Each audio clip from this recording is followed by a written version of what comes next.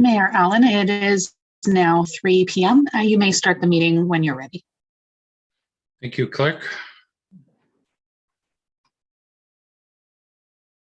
Due to COVID-19, Council is taking the necessary steps to limit in-person meetings. We are resuming the 2022 budget meeting schedule today. So we are doing that virtually through Zoom with Council and staff. You can watch the meeting should you wish to tune in online live at www.springwater.ca/live. You can listen to it by dialing by phone 647-558-0588 and using the ID 854-3961-7183. And should you wish to watch after it has occurred, you can tune into the U Township's YouTube channel through the website. Can I have a mover and seconder to reconvene the budget meeting? Councillor Ahmad Chapman and Councillor Moore, that the special meeting of the Township of Springwater does now reconvene at 3:01 p.m. on December 15, 2021. All those in favor? Carried. Are there any disclosures of pecuniary interest, Council? Seeing none, I will now call upon Director Radigan to provide an overview of today's budget session. Thank you, Mayor Allen and members of Council. I will share my screen.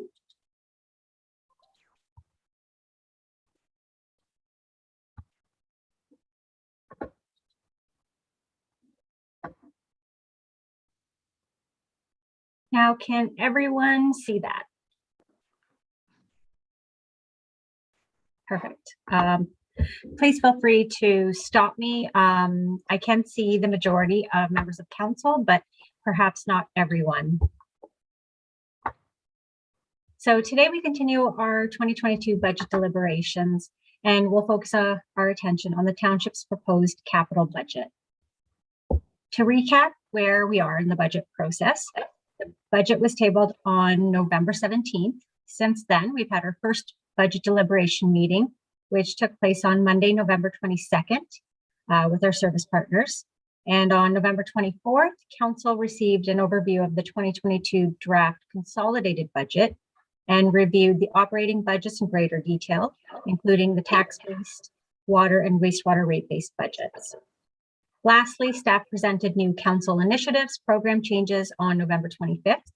A total of 12 program changes were endorsed by Council, which was discussed after the service delivery review presentation completed by CSPN. Today's presentation will mainly focus on the 2022 draft capital budget, whereby staff will present each item separately for further review and discussion. Before getting into the details of the capital budget, staff received the following direction from the special meeting of Council on November 25th. Be it resolved that Council directs staff to review the 2022 budget and provide options for a maximum increase of a 2% blended tax increase, including the program changes with the revised figures for the 2022 non-union management salary grid. The November 25th budget meeting ended with a 2.69% blended increase. That led to finding $232,256 in order to come to a blended 2% increase for 2022. In order to meet Council's direction of a 2% blended increase, staff are coming forward with two options. Option one, staff are proposing to update the capital project number 2020-11, Dobson Road South, which was originally labeled as Dobson Road North, providing a savings of $126,500, which was originally to be funded from taxation. This will no longer be required as the capital project is only focused on Dobson Road South, and which would leave $50,000 in the capital budget to be funded by the soil and fill agreement. Secondly, Project 2216, Vigo Road, staff proposed funding from the Tax Rate Stabilization Reserve, saving an additional $125,000 from direct taxation. Currently, the capital project is proposed to be funded through tax-supported funding dollars. And by funding it through the tax rate stabilization reserve, we can reduce, as it is a one-time capital project, we are reducing the tax levy. Staff have also updated all the program changes pertaining to staffing requests to the new grid, resulting in a minor increase of $322 on taxation. The total of the above proposed amendments equates to $251,178, which is more than what is needed and leaves room of $18,922 to get to a 2% blended increase. Option two is similar to option one, with the exception of changing the funding source for Vigo Road. This option allows council to reduce the annual debt servicing costs, which would require a contribution from the tax rate stabilization reserve of $1,025,000. This contribution would reduce the township's previously approved road capital projects that are internally debt financed, as well as finance those capital projects identified through the 2022 capital budget as being funded by debt. The total increase of $123,864 related to the increase in carrying costs would be eliminated. The total of the above proposed amendment equates to $251,042, which leaves room of approximately $17,786 to get to a 2% blended increase. At year-end 2021, the township is estimating outstanding debt of $2.95 million. $780,000 of that debt is for road capital projects and $224 million for the Township Admin Center. The township is anticipating borrowing $3.3 million in 2022 in order to finance previously approved road capital projects. Sorry, I thought I heard a question. Previously approved road capital projects that were to be debt financed, as well as to finance those capital projects identified through the 2022 capital budget as being debt funded. Of the $3.3 million, there's approximately $2.3 million in previously approved road capital projects. And the 2022 budget considers another $1,025,000, which translates into additional annual debt servicing costs of $123,000. Any questions so far? Okay, at November 25th, the special budget meeting of council, a total of 12 of the 14 program changes were approved by council to be included for consideration in the final draft of the 2022 budget. Please note any staffing requests have been updated to the new grid. The total net tax impact of the 12 approved program changes is $279,467, which equates to a 1.66% increase. Program change number 13 was declined, and program change number 14 was deferred to the December 16th meeting for further consideration. Now, option one equates to a total blended tax levy increase of 1.94%. So therefore, for every $100,000 of assessment, the average residential property will increase by $16.01. That's the blended tax increase. This includes program changes as well as the compensation review. This option leaves a room of $18,922 to get to a 2% blended increase. Option two equates to a total blended tax levy increase of 1.95%. It also includes a contribution from the tax rate stabilization reserve of $1,025,000 to reduce the unfunded capital liability, thus reducing the operating carrying costs of debt. For every $100,000 of assessment, the average residential property will increase by $16.04. And that also, once again, is your blended tax increase, including program changes as well as the compensation review. This option leaves room of $17,786 to get to a 2% blended increase. Before I move on to the capital, is there any questions? Yeah, there are some. Thank you, Director Radigan. Councillor Cabral and Councillor Hannah. Thank you, Mayor Allen. If Director Radigan could step back to the program changes for staff there, I think it was 2 slides previous. You'd indicated that it reflected the new pay grid. I guess it would be number 9 or 10. Yes, that one there, number 9 and 8. When we talk about the revenues and savings, we know where some of those are coming from. I just want to know those revenue savings, obviously they are for either duration or savings we've already incurred this year for not having staff in place. But what number would be the actual increase come next year? If it was, we didn't have those savings in place. Could you put that up on the screen? Because that's what we'd be looking at next year when if this goes forward as is. Director Radigan. Through you, Mayor Allen, to Councillor Cabral. Now, some of them are one-time costs and would not be reflected moving forward. And some of them are only, I believe it is the junior plans examiner. That is to be funded by the building reserve, and that's on an ongoing basis. So that would not impact your tax levy. Okay. The accounts payable, accounts receivable coordinator position, there is a portion that will be funded through your building and your water and wastewater reserve. And there is a consistent ongoing levy amount that will be impacted. So here we are showing $444,447, and that is the 10-month impact.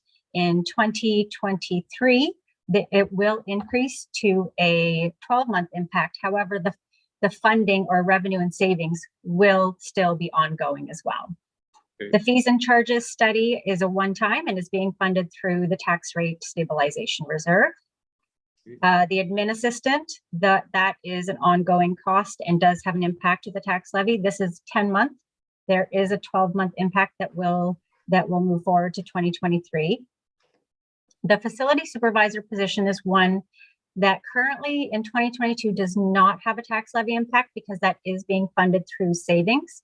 So that is one you will see in 2023 coming forward has a levy impact. The roads audits, the annual roads crack sealing and the stormwater pond brushing, those are one-time expenses, however, are being funded by I apologize, they are not one time, they are ongoing and hence will be reflected in the budget next year as well.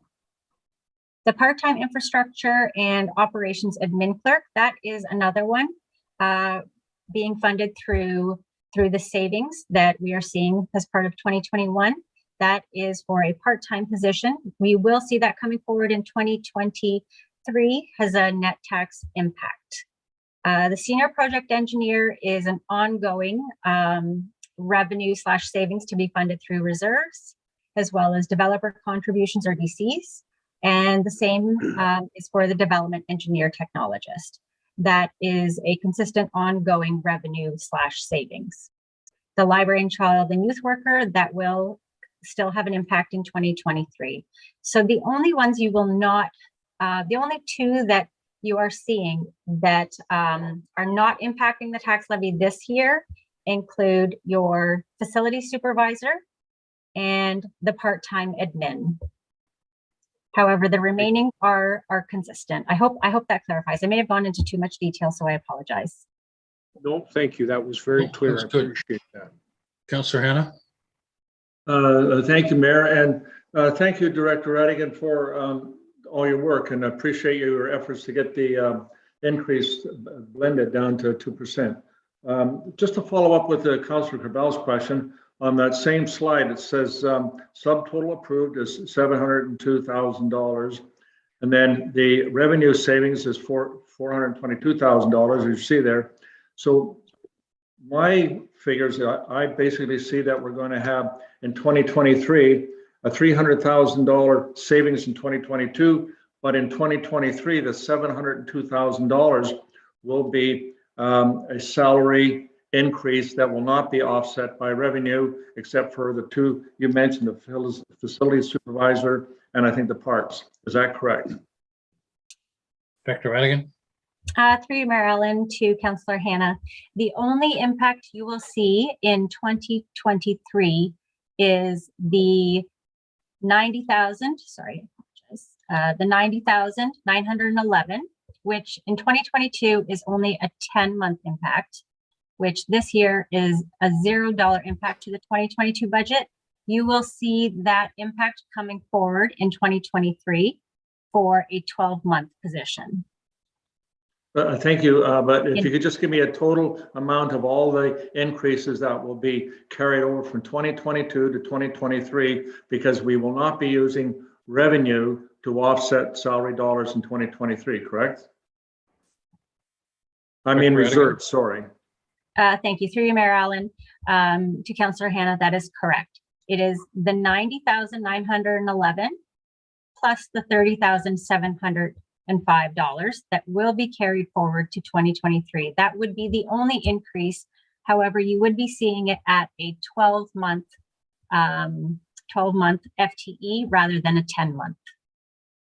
Thank you, and through the mayor to you again. So how will these other new hires, which I believe there's 7 of them, be paid for in 2023 if they're not paid through reserves? Director? Through you, Mayor Allen, to Councillor Hannah, they will continue to be paid through either the water or wastewater reserve, or be developer funded or DC funded. That is ongoing. That will not change. The building position will be funded through building fees, so that is also ongoing. Thank you. And again, I apologize for asking questions. It's not trying to be difficult. I just didn't understand how we could possibly continue to pay salary dollars with reserves. Appreciate your explanation. One last comment for now anyway. Going back to the blended, how it was achieved, the 2% blended, it looks like everything was taken out of capital and nothing was taken out of operational, correct? Director? Thank you, Mayor Allen. Through you to Councillor Hannah. Technically, what they are tax supported dollars for capital projects. The Vigo Road is, instead of being funded through a tax supported, would now be funded through the tax rate stabilization.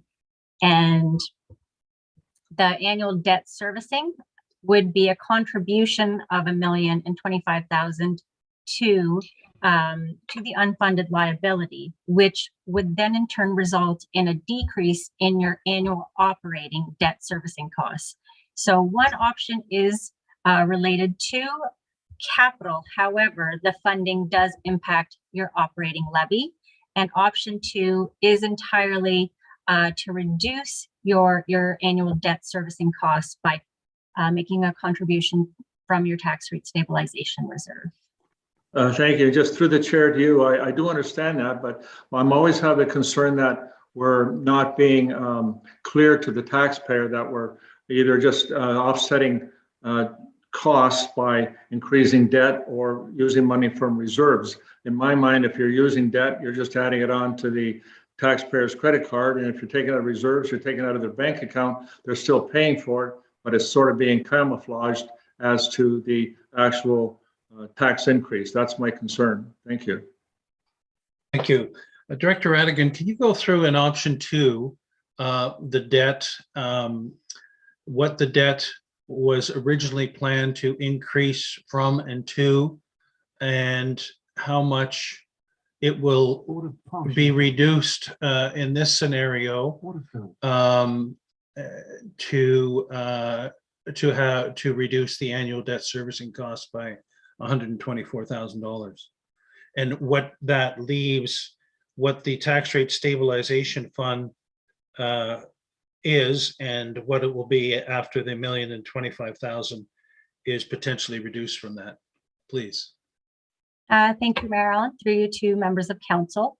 The amount of debt that is required would not change. The idea is to reduce the amount of unfunded liability. So we do have outstanding debt of 2.9 million, as my screen is showing. So that is our existing external debt. In addition to that, we do require 3.3 million in debt, which includes 2.3 million in previously approved road capital projects. And in 2022, there is an additional 1,025,000. And that addition of 1,025,000 translates to additional carrying costs on an annual basis of principal and interest of the 123,000. The idea is, I believe, as part of the 2019 or the 2020 surplus, staff had made a recommendation to reduce the unfunded liability. And this is essentially going back to that recommendation in order to reduce our carrying costs moving forward. And so we would be reducing our unfunded liability, and it would remain at 2.3 million and not increase to 3.3 million, leaving our carrying costs at where they are currently. And I believe your second question, Mayor Allen, was in terms of our tax rate stabilization reserve. We are currently in upwards of about $2 million that's sitting in our tax rate stabilization reserve. I believe about $580,000 of that is being requested to fund capital projects in the 2022 capital budget. And if we were to take an additional 1 million out of that, you would be looking obviously less than $1 million, between 500,000 to 600,000. I believe originally, prior to 2020, the tax rate stabilization reserve had only consisted of about $200,000. Okay, thank you. Other questions? Councillor Moore? Thank you, Mayor Allen. Through you to Director Radigan. Could I see slide 10, please, again? And then, was it slide 11 or the one previous to this? Sorry, could I see number 9? Okay. So number 10 included, I just wanted to make sure that number 10 included the County of Simcoe and the education portion. And then slide 11 included both again. Correct? Yeah. Okay, perfect. That's fine. Other questions, comments?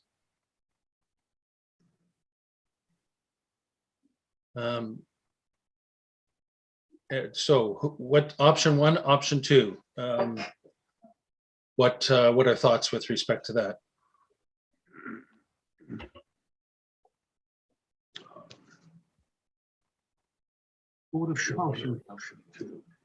Councillor Cabral?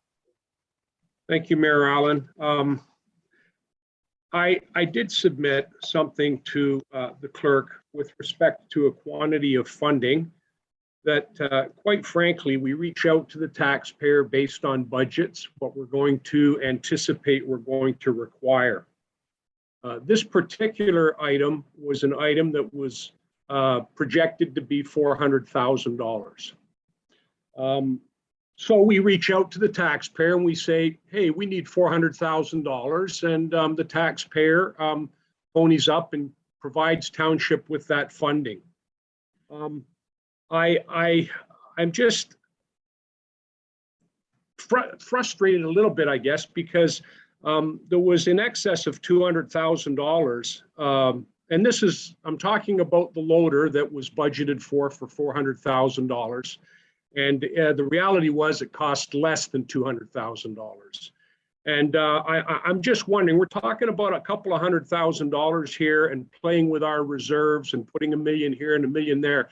The way I see it, that $200,000 really is money that the taxpayers provided to us that we really didn't need, and had the numbers been correct, likely we would not have sought $400,000 for that loader. At the end of the day, it cost less than $200,000, and I think by the time we got our trade-in value in it, I would suspect it was maybe in the neighborhood of 135. I would like to propose a third option here, actually. I would like to propose that the $200,000, which I believe went into the Public Works Reserve, and this is this pocket of money we asked for that we never needed. I would propose that there be an option 3, and that option 3 consists of pulling that $200,000 that we basically overcharged our taxpayers on a piece of equipment for, and putting it towards the reduction of the 2022 budget, which will bring us down pretty close to where I think we wanted to be. And I would like maybe council members to consider that. We reached out to taxpayers with a number. We got their funding to provide a particular piece of equipment that came in at less than half. And we basically tucked that coin away in the Public Works Reserve. And the reality of it is, I feel that the taxpayers really should benefit from that money today, not down the road. Basically, we're taking out from the reserves in one hand, which is the tax stabilization reserves, to try and bring this down. When we've got, like I say, actually, to be quite honest with you, Mayor Allen, I think if we looked at what the piece of equipment actually cost, we'd probably be in the neighborhood of $220,000 that we didn't actually incur a cost for on that piece of machinery. So I would propose that we look at using that fund as an option here, option 3, and then we don't have to look at these other 2. Let's get Director Radigan's thoughts on that, comments on that, please. Thank you, Mayor Allen. Through you to Councillor Cabral. I would caution using a Public Works Reserve to fund the reduction of a tax levy, only because the Public Works Reserve and any other reserve or reserve funds are set aside for specific purposes. And the Public Works Reserve, and with moving forward with the potential asset management plan and the potential for an infrastructure gap, I would just caution that those funds would still remain in the Public Works Reserve for roads and capital infrastructure related items. If council is looking to reduce the levy, I would recommend using the tax rate stabilization reserve, because that is the idea of that reserve.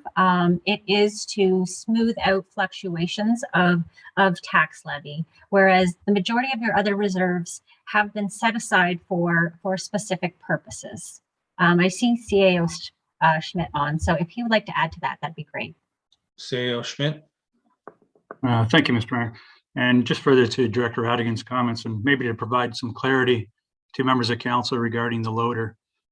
So in the Breaking up, CAO. You're in the township too. You're breaking up. We missed that. You're in the township, aren't you? I am in the township. Yes, I am. Sorry about that. No, it broke up there.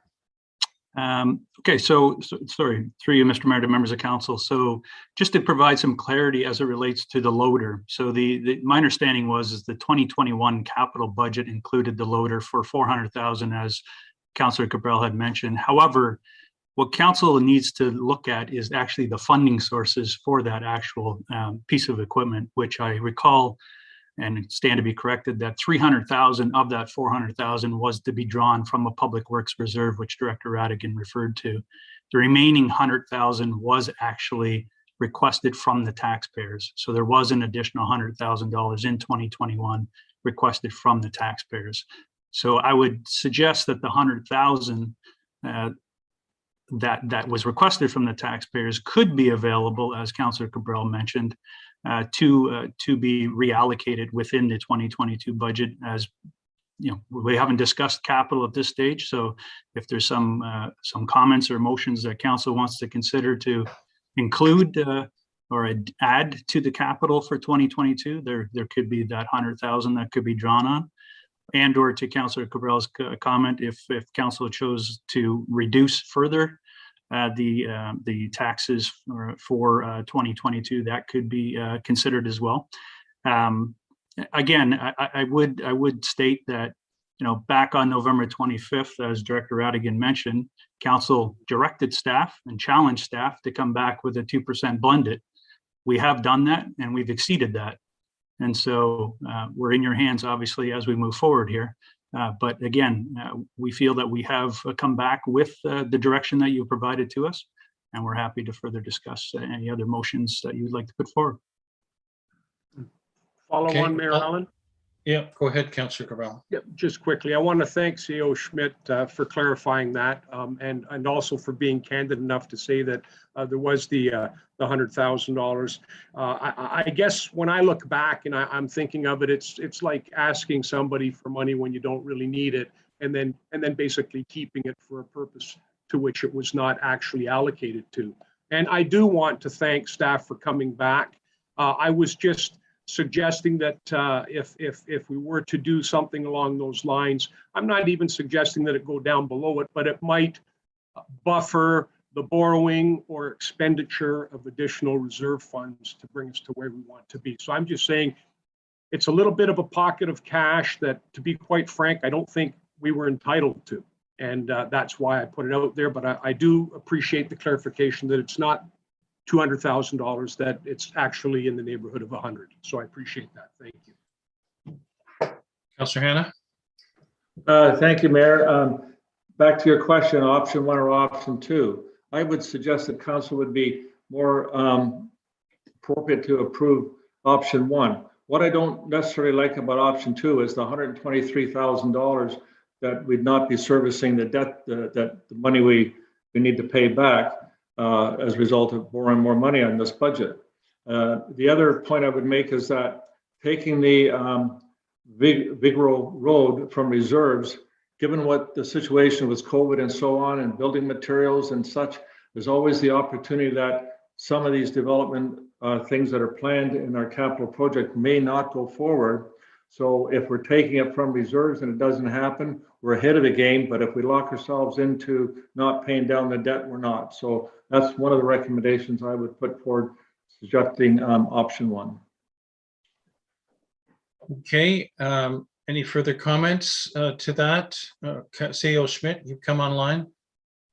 Thank you, Mr. Mayor. And again, just to maybe hopefully provide some clarity with the option. So as Director Radigan mentioned, Councillor Hannah, there was, and I believe you, not to put you on the spot, but I believe you had indicated in previous discussions that you did not wish to increase the township's debt load. And so I believe what Director Radigan was trying to clarify was the option 2, essentially in the 2022 budget, we're suggesting that we would need to include an additional $1 million, well, $3.3 million, of which $1 million of that is required to be serviced. And that $123,000 that's being proposed to be reduced would go towards servicing that additional $1 million.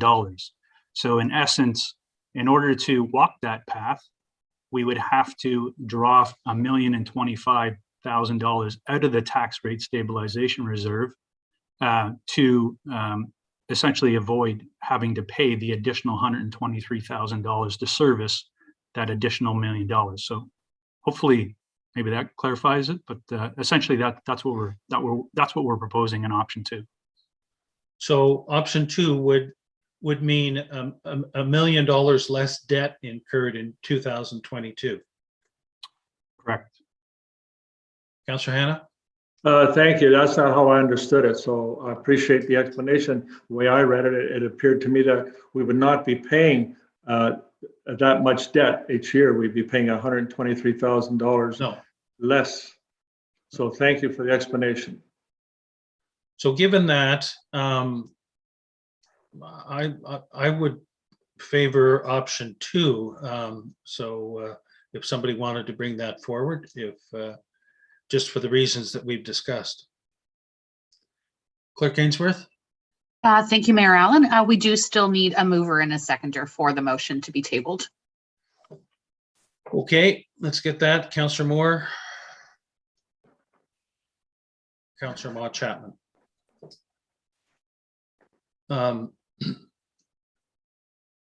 Councillor Moore, what option do you favor?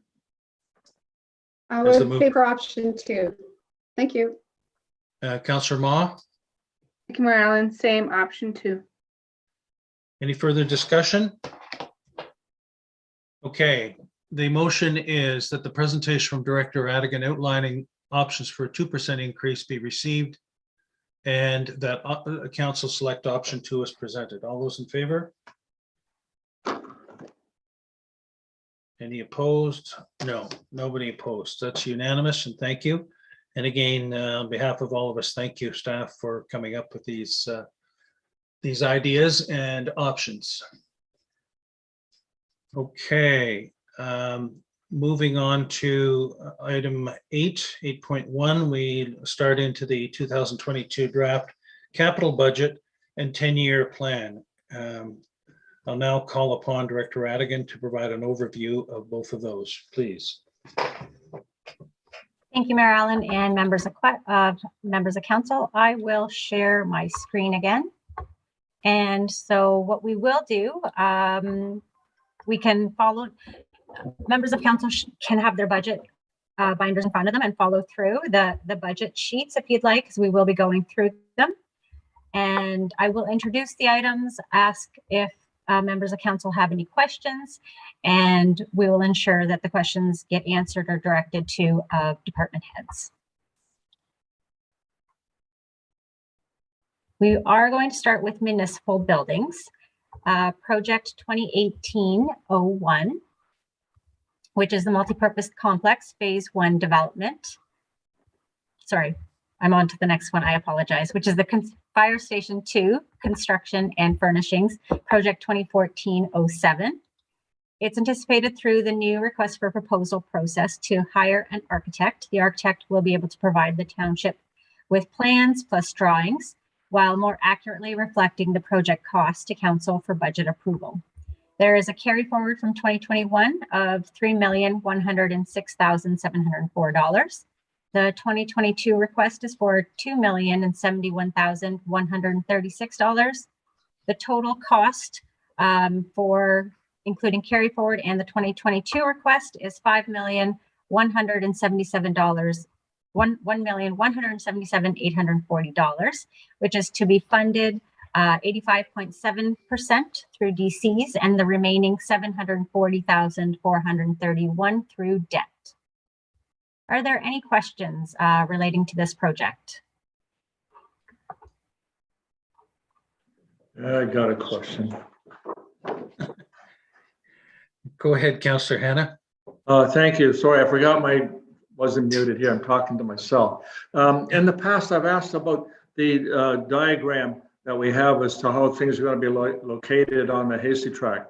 And I've pointed out in the past that I believe that putting our recreation center close to Bayfield Street, as opposed to setting it back from it, would impact the ability in council or township in the future to try to lease or sell that off, if you like, for commercial development. So I'm just pointing that out again in case this is the final diagram that's going to be approved because it's in the budget.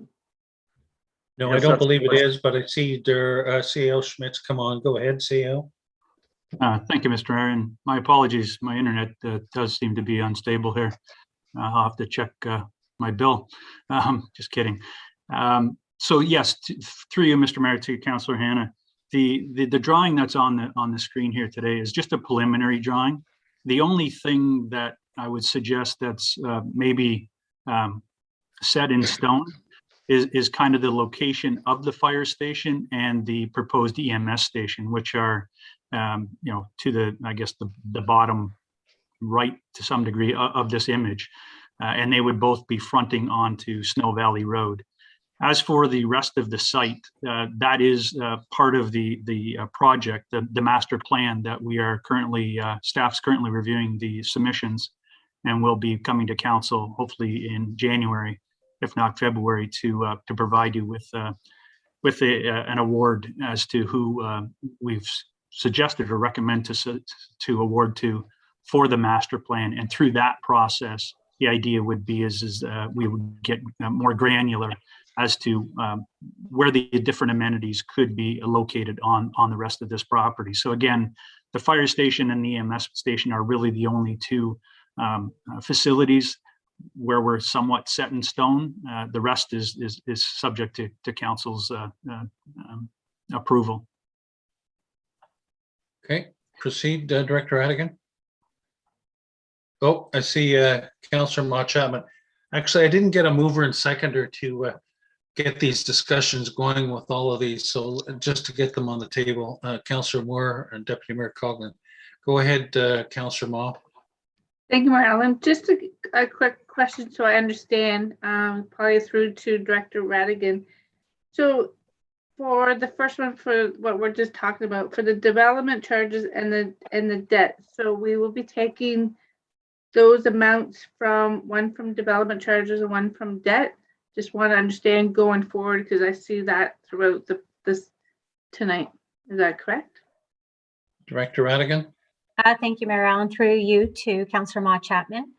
It is DC funded. 85.7% is DC funded, so about 4.4 million. The remaining 740,000 does require debt, but that debt has not been included in the 2022 capital budget simply because we don't foresee the project being completed by the end of 2022. So the debt would not actually commence until most likely 2023. Thank you. Go ahead, Director Radigan. Thank you, Mayor Allen. Through you to members of council. So moving on to Project 2018-01, Phase 1 development, the Hasty Track site. This includes tree clearing and site improvements as well as servicing. There's a carry forward of 125,000 from 2021. The 2022 request is 550,000 for a total cost of 675,000 to be funded via tax capital reserve, the water reserve fund, a small portion through DCs, and tax supported of $48,750. Council may note there were reports that came to council through CAO Schmidt on April 7th of 2021. Any questions regarding this project? Okay, go ahead. Not seeing any. Phase 2 development of the multipurpose complex includes the preparation of the master plan. The total 2022 request is for $175,000. Now, this is requested to be funded through the developer contribution that was received in 2021 of approximately $545,000. Any questions regarding this project? Go ahead. Project 2022-09 is for the digital screen replacement. This project will replace a digital screen insert for the communication sign that's located at the administration center. The total cost of the project is $20,000, which is to be funded from the municipal modernization funding. That's the remaining amount funding that is left over from projects that didn't require all of the amount. So there was a small portion remaining, and we are requesting to fund this project with those funds. Any questions? Councillor Hannah. Thank you, Mayor. Through the director, through you, the mayor to you, Director. Why are we replacing the sign? It seems to be working fine anytime I go by it. Director Radigan. Thank you, Marilyn. I will actually defer this question to General Manager Remdeo.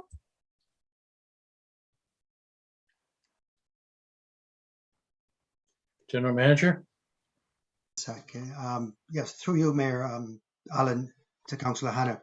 The electronic portion of it, I'm trying to get my camera on, it's having some issues. There we go. The electronic portion of the sign is malfunctioning. So this is to look at that and at the same time upgrade the overall quality of the sign that we do have there. Follow up? Follow on. I think it's appropriate maybe just to repair. To quite honestly, this is not the most busiest part of our township, other than people going there to use the recreation facilities in the summer months and attending the township offices. It's doesn't get the most viewing in our township, and I would rather see the money kept for something more appropriate, to be quite honest with you. Thank you. Okay. Other comments? Councillor Cabral?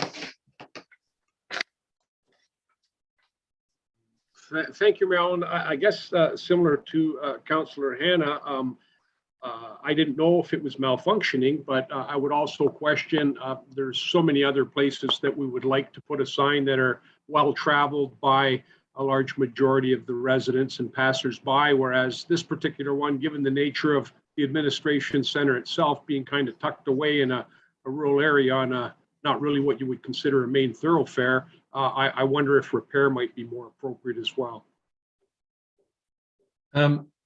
General Manager, the budgeted amount is $20,000. I thought for new signs like this, they were 2 or 3 times that amount. Is this contemplate just upgrading the existing sign or completely replacing it?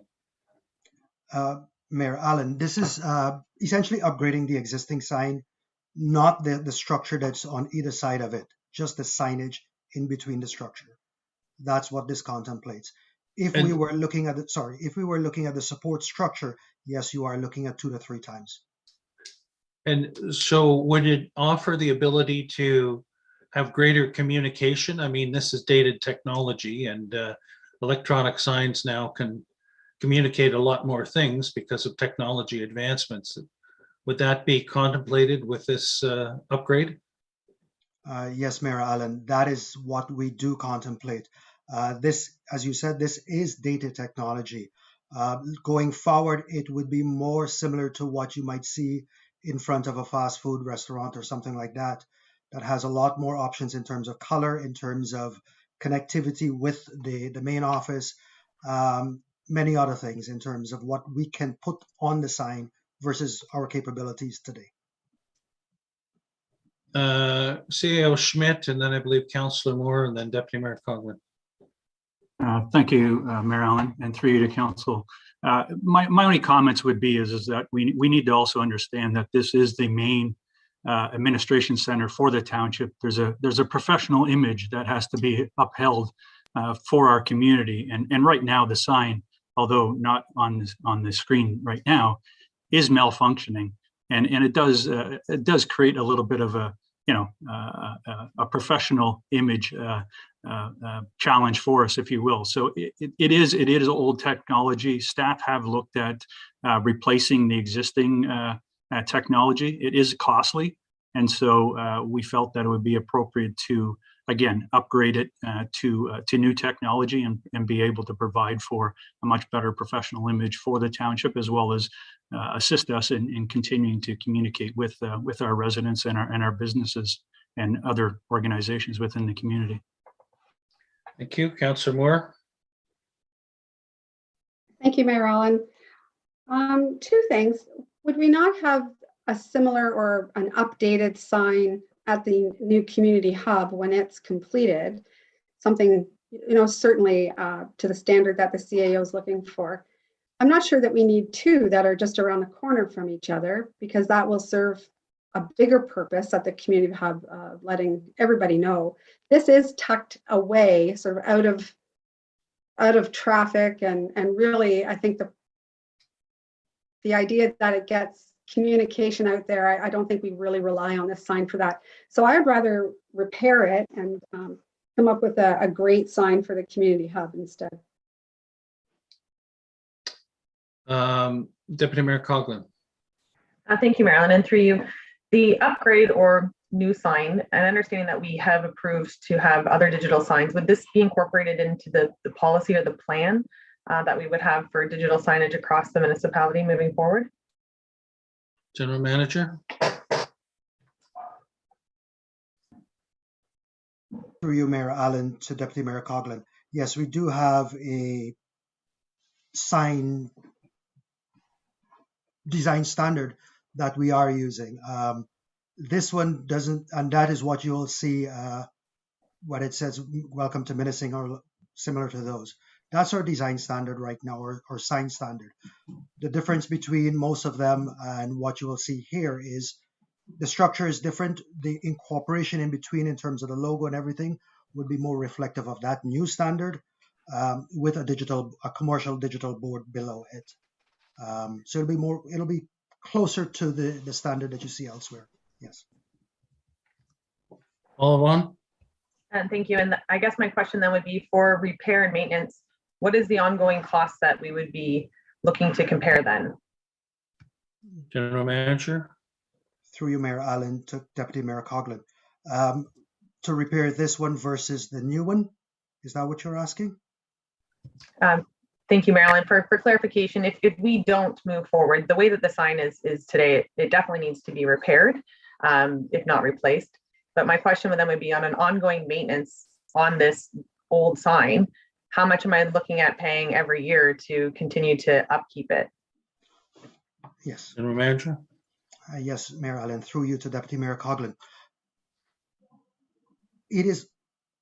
I would suspect it's unlikely that we'll be able to repair it might be cheaper to replace the digital portion of this sign as opposed to replace it.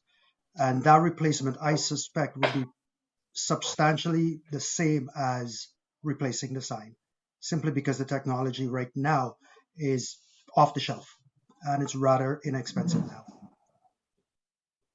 Did you have a follow-on, Deputy Mayor? Not at this time, thank you. Who else had their card up on this matter? Councillor Maude Chapman? Thank you, Marilyn. I had my card up, but Deputy Mayor had the same question. I just wanted to know what the cost was of the replacement bulbs. And do we buy them like as we go, or do we buy them as in bulk, or does it matter? General Manager? Yes, Mayor Allen to Councillor. The cost of the lights that you see there is on the average when we go into it is between $2,000 to $3,000 to do that. The last time we had a quote, which is when we were looking at the Elmvale entry sign, a quote for a sign similar to that would give us more functionality, more of the brilliance and more capability. That was approximately $5,000 just for the sign itself. Then the other cost would be the labor to replace and accommodating within that and the electronics. So it's about half of the cost of new. Just to replace the did you bulbs. have a comment on this? Thank you, Mr. Mayor. I just, again, maybe some further clarification to some of the comments made by council about maybe not an area where there's lots of activity and or communication. I'll remind members of the council that this site is heavily used in the summer months as well as during periods of COVID, where there's a number of individuals that access this administration center, whether it be our sports fields and or our partners to the west of us, the Barrie Sports Complex. A number of individuals also access that site. So from a communication standpoint, it is very visible. And I can't obviously tell you how many people off the top of my hand would see it, but definitely we do use it as a communication tool to get messaging out to our residents. Councillor Cabral.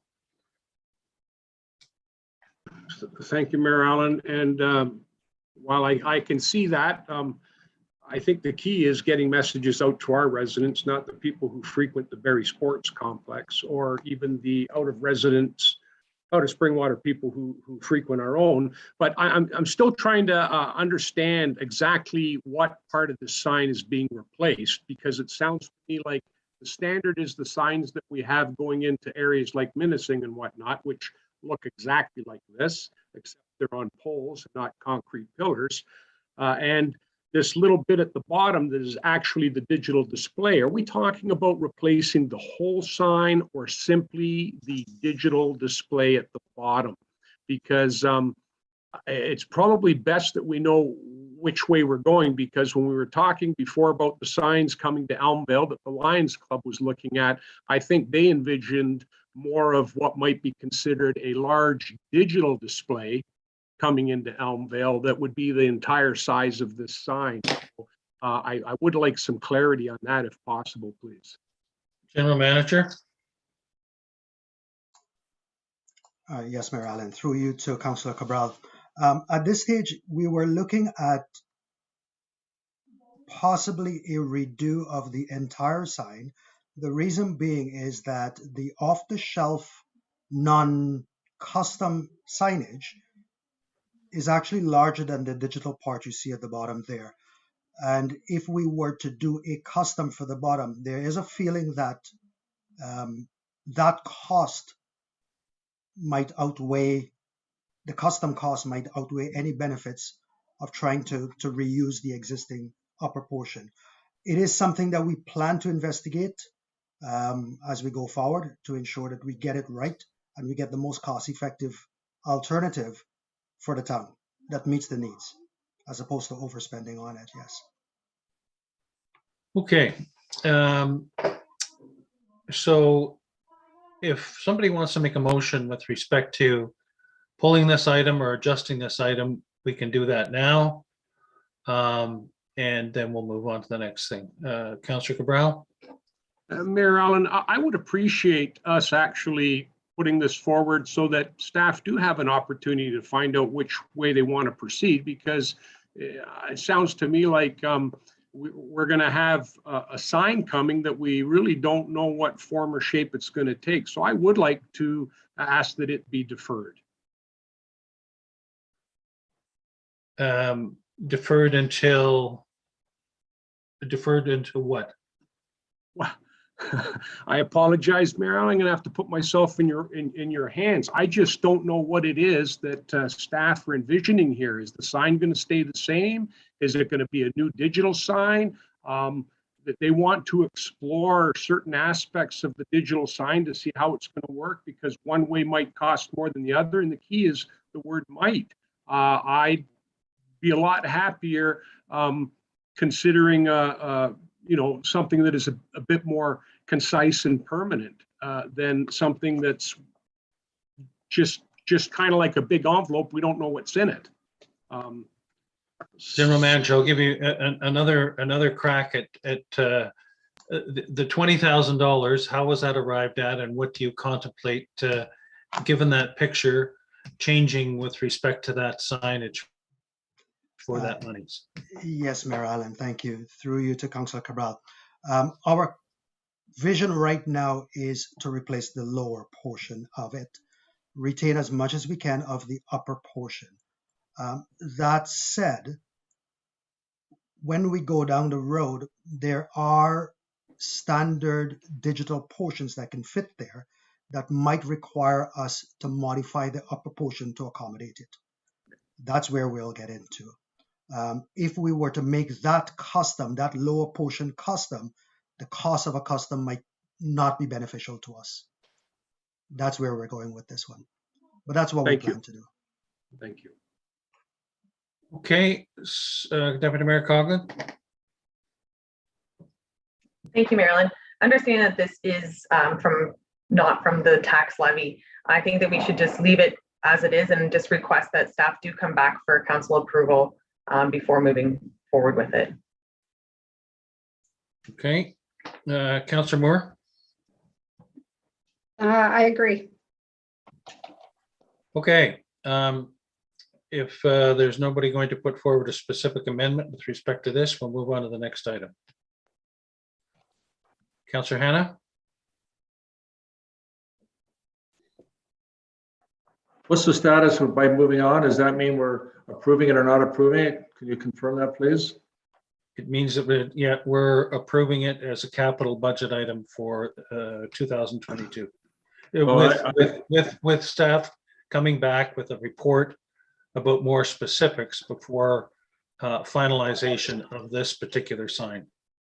Thank you. I guess my position is that taxpayers expect us to make financial decisions based on facts. And I'm sorry, but even though we've had an explanation of what the problem is, there's a lot of doubt in my mind which is the best way to proceed.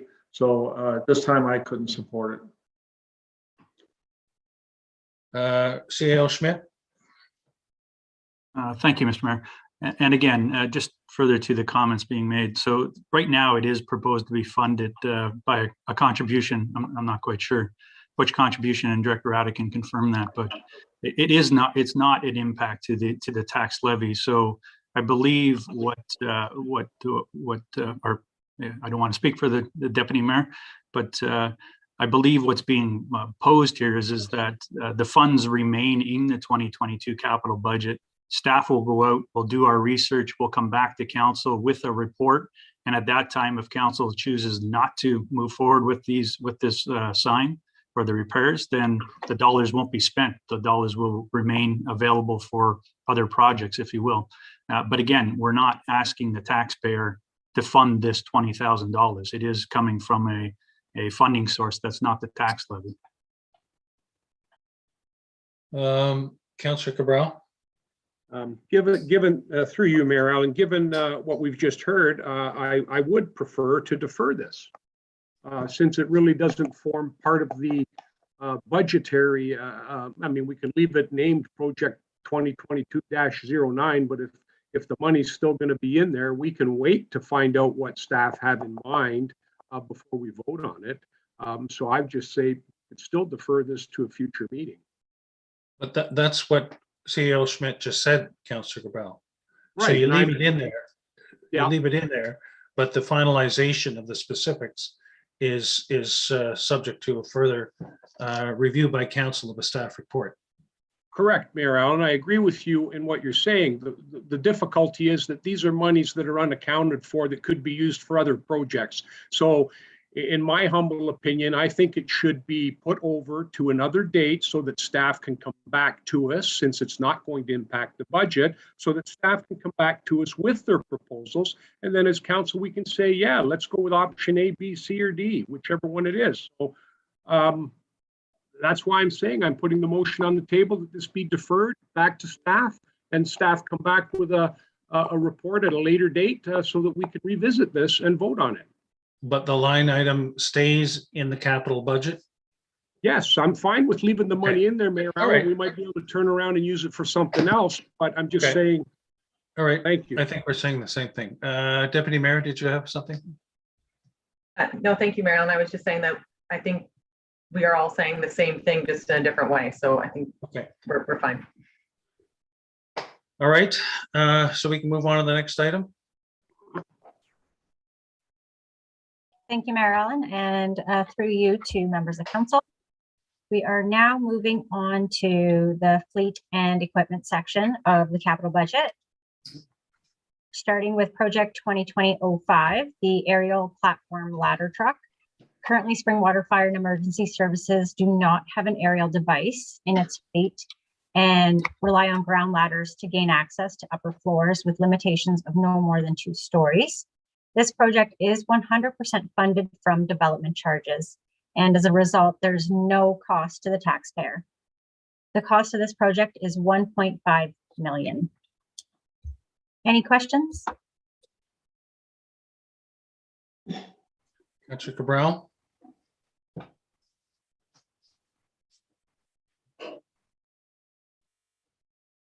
You're muted, Councillor Cabral. I didn't hit it hard enough. Thank you very much, Deputy Mayor Coughlin. Through you, Mayor Allen, I read the report, and I guess my only question here would be, they talked about training and how it would be used going down the road. I guess my only question would be to Chief Kirk. Does this vehicle need support vehicles with it, or can this vehicle be utilized on its own by a crew if needed for, say, a small building out in a rural area that might be on fire, where this would be the appropriate apparatus, but would it also need supporting vehicles to come and help it? That would be one of my questions, because it doesn't look like it's a huge vehicle, but I would like to know if there was a fire, whether or not this requires other vehicles to attend with it every time. Before I go to Chief Kirk, just adding to that, if we got this truck, would it be possible to hire out its services similar to what Barry does for us now for other municipalities, Chief Kirk? So both those items, please. Thank you, Mayor Allen, and through you to Councillor Cabral. The first question is, essentially, Councillor Cabral, that truck is a fire pumper equipped with a ladder. So long story short is, if that truck responded to a structure fire and it was the first unit in, it could potentially act as a pumper right away. Hi, how are If you? we got into Councillor Moore, okay. if we got into having to use the elevated master streams, obviously that would have to be supported by water, not necessarily pumpers, because we have the drafting abilities with that truck as well, just like any other pumper in our fleet.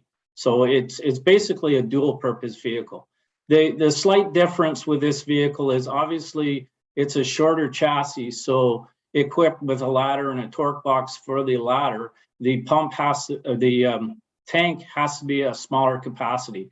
And the truck that we were looking at has 500-gallon capability right off the bat from the onboard tank, which is a good punch of water to initiate a fire attack. So hopefully that answers your question. And Mayor Allen, I've already forgotten your question. I'm sorry, but if you could repeat that question. The ability to, we had talked about the county and the ability to charge county or any end user for assisting them with this device, should we get it. Other municipalities, county, similar to what I understand Barrie charges us for now for their platform. Yes, through you. Yes, this apparatus could be I guess rented out, for lack of a better term, with automatic aid agreements. It could also be used in the form of a mutual aid agreement, which is slightly different.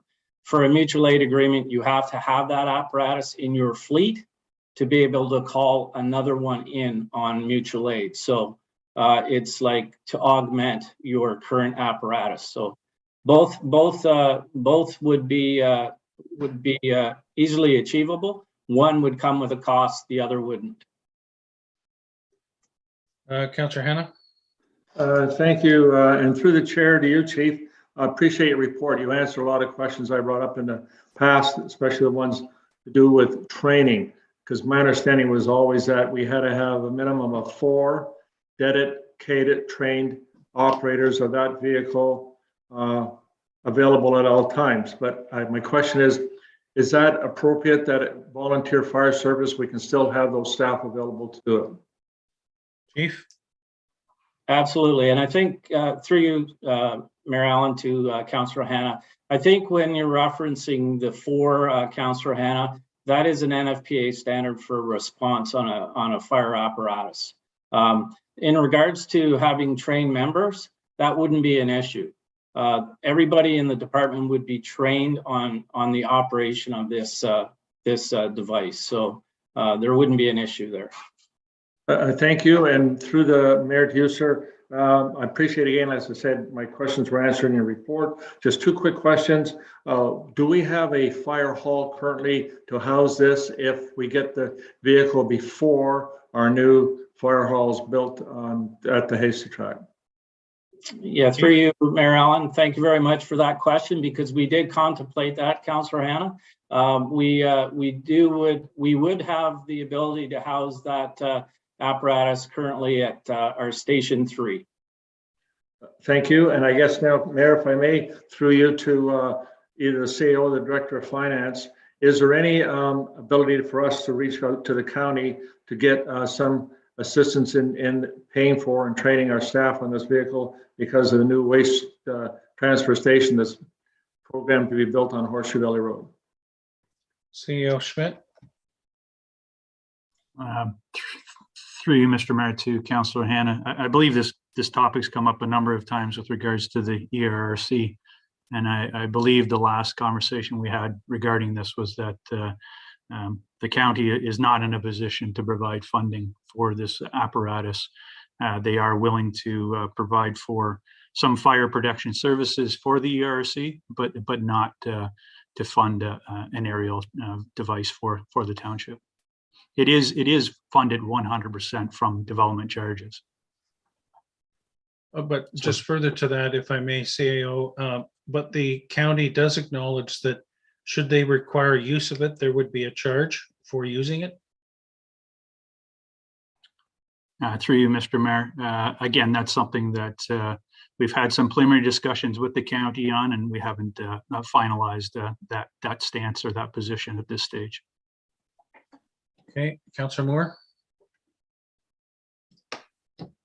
Thank you, Mayor Allen. I apologize if this question has been asked and I missed the answer. How many times in the course of the last year did we require the use of an aerial fire truck?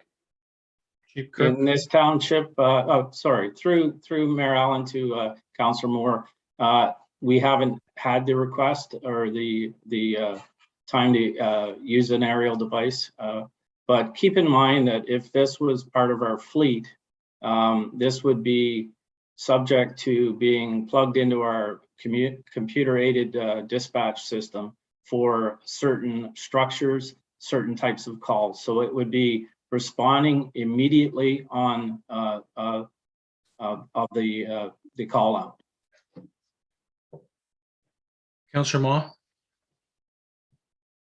Thank you, Mayor Allen. I know I've asked this question, or someone has. When we have used aid of Barrie or I think Wasaga Beach, what's the cost of it when we do have to use it? And it's only when it's available, right? If it's not available, then we're left. Through Chief you, Kirk. Mayor Allen, to Councillor Ma Chapman, the current rate, and I know the report reflects a rate of under $500, but the current rate is just shy of $509, and that was effective November of this year, retroactive. So depending on the size of the incident, the time that vehicle is dedicated to that response, then it would be reflective in that hourly rate.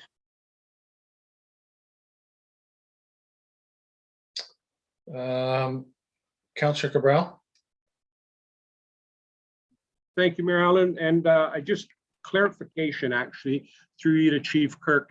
If I understood you correctly, for our mutual aid agreements, if you have a particular piece of equipment in your fleet, then anyone else who provides mutual aid who also has that piece of equipment, then we get provided that piece of equipment per mutual aid. So I'm going to take Wasaga Beach or Clearview. If they had a ladder and we have a ladder, we could then call upon them to provide a ladder if we needed it as well. That would be my first question. I see you nodding your head, so that clarifies that. Thank you. My second question has to do more with timing. And I know that in the report, there was some information in there regarding price increases and whatnot. But I can't help but also think down the road, and hopefully you can provide some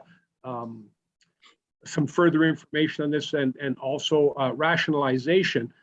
Given that when we have a piece of fire equipment for insurance purposes, there's kind of like a shelf life to them.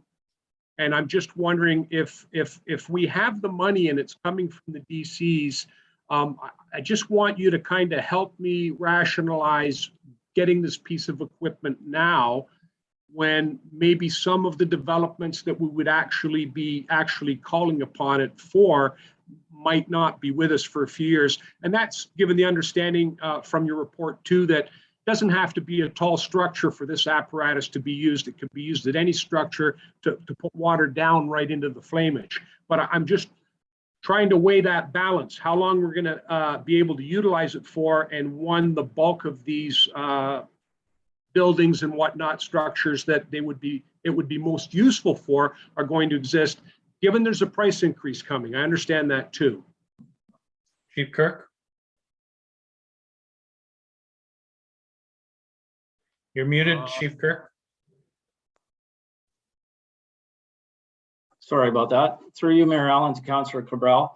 One of the big factors of today is we currently could use an aerial device now. We have a lot of intensification going on in subdivisions like Stone Manor, in upcoming subdivisions like the mixed subdivision. So one of the things is, besides needing it now, we feel we need it now, but it was also trying to be fiscally responsible. We know that there's increases coming. So deferring it is only going to cost more money in future. So the example I gave you in the report, if we defer it to the following year and we go with this particular apparatus, we're looking at $110,000 increase on top of it. So that's why we thought it was prudent to come forward now with this request. Also, keep in mind that if council does approve this acquisition, we would be reducing a truck from our fleet to replace, it would be replaced with this apparatus. So, and then there would be potential further savings with a trade-in value, or we put that truck on the market to be sold. So hopefully that answers your question, Councillor. Thank you very much. Thank you, Mayor Allen. Through to you on that same subject. If this does go through, how long does it take for us to get the apparatus? I can't remember what the length of the time the last pumper truck that we bought. Chief? Through you, Mayor Allen, to Councillor Maha Chapman. The last acquisition took, it was around 410 days. Unfortunately, now with the research I've done, I've reached out a number of companies.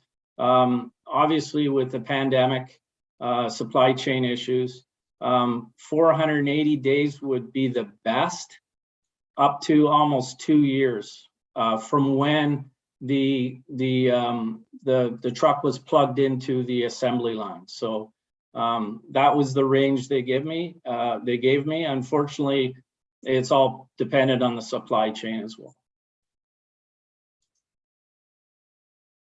Councillor Moore. Thank you, Mayor Allen. Through you to Chief Kirk. That's interesting that you say that. So is there something in the contract when you make the purchase to lock in the price? Or are we subject to some sort of change 2 years down the road that we're going to be paying that increase anyway? Chief? The only, through you, Mayor Allen, to Councillor Moore, the only increases in price would be the fluctuating dollar. Once the deal is inked, they're held to that price after that. So as the report stated, in there, obviously we can't control the dollar because it's the American dollar that controls this, and it would be subject to price changes with the exchange rate. Okay. Any other comments? All right, thank you for the report and the discussion, Chief. Go ahead, Director Radigan. Mayor Allen, Yes, Clerk Ainsworth. Councillor Ritchie did have his hand up.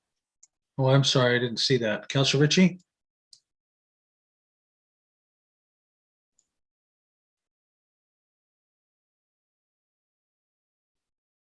I don't even see Councillor Ritchie on the screen anymore.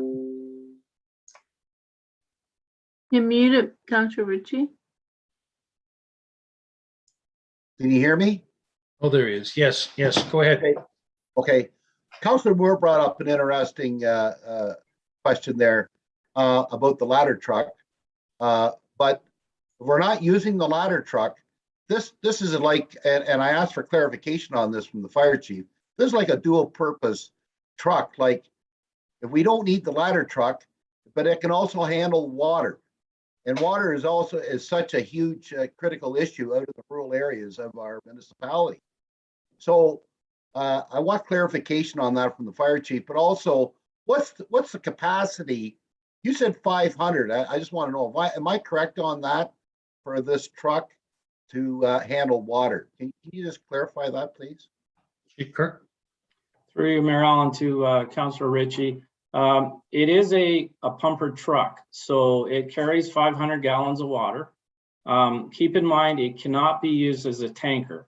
So I think you were referring to getting water to the scene. That's where our larger tankers, like the last two that council approved, they have a larger capacity. They carry 1,500 gallons of water. Whereas this truck it's more of a pumper truck. So getting that truck would not be utilized to get water to a fire scene. However, it could be utilized as a pumper at a fire scene. Right. Thank you. Thank you. Okay, next, Director Radigan. Thank you, Mayor Allen. Through you to members of council. We are moving on to project 2022-17. The fire department is requesting the replacement of car 1. This vehicle is over 11 years old with 210 plus kilometers. This vehicle is considered high kilometers and recently has shown electrical problems with the anti-theft and emergency response warning system. This request was made in 2021 during the budget deliberations, however, was deferred to the 2022 budget. The cost of this capital request is $65,000, which is to be funded through taxation. Any questions?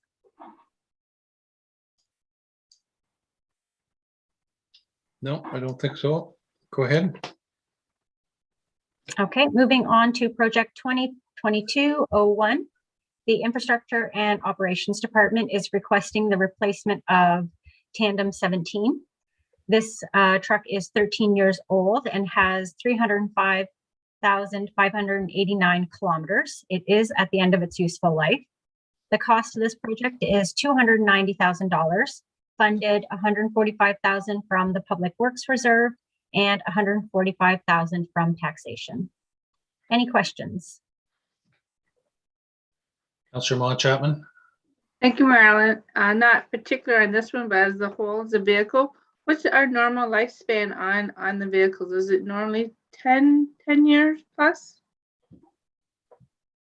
Do you want me to go straight to General Manager, Director? General Manager Ash?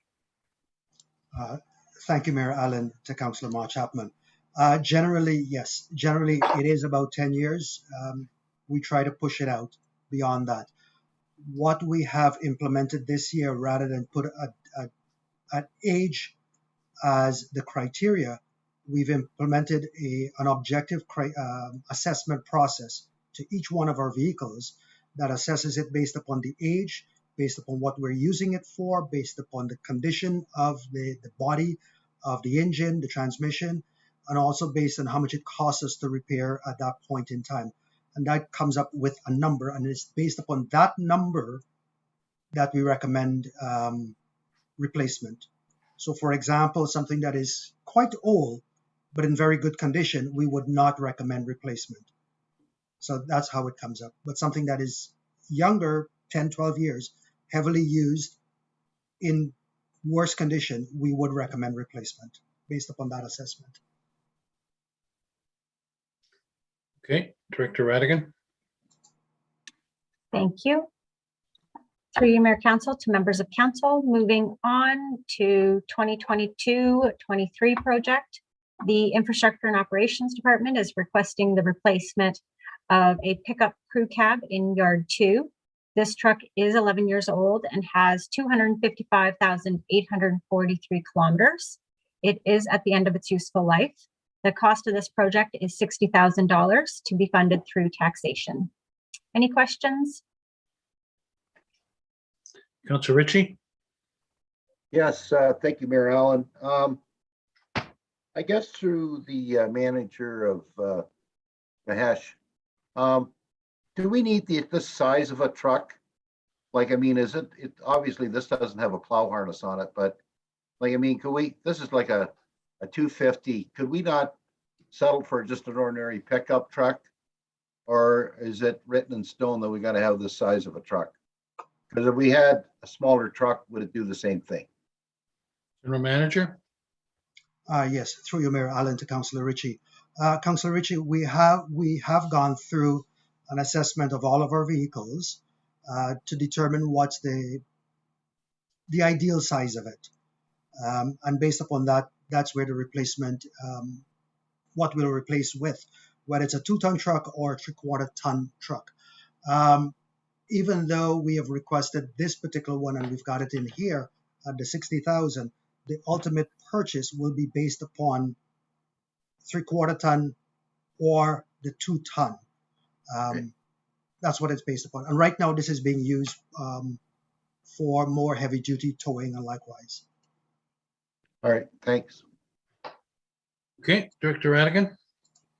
Thank you, Mayor Allen, and through you to members of council. Moving on to project 2022-11. The Infrastructure and Operations Department is requesting a reflectometer. The Ontario minimum maintenance standards require the township to inspect road signs once per year and to ensure that they meet the minimum reflectivity requirements of the Ontario Traffic Manual. Currently, the township uses contract staff to drive by signs and visually assess the reflectivity. The cost of this project is $15,000 to be funded from the Public Works Reserve. Any questions? Next. Okay, project 2021-22. The Infrastructure and Operations Department, Parks and Recreation Facilities Division is requesting the replacement of the administration van. The Parks Division uses this van for administration staff, recreation program staff, and facility staff. It is now 12 years old with holes in the flooring and increasing maintenance and repair costs. It is at the end of its useful life. The cost of this project is $50,000 to be funded from the Recreation Facility Reserve. Any questions? Next. Project 2018-06. The Infrastructure and Operations Department is requesting the replacement of a 2-ton vehicle.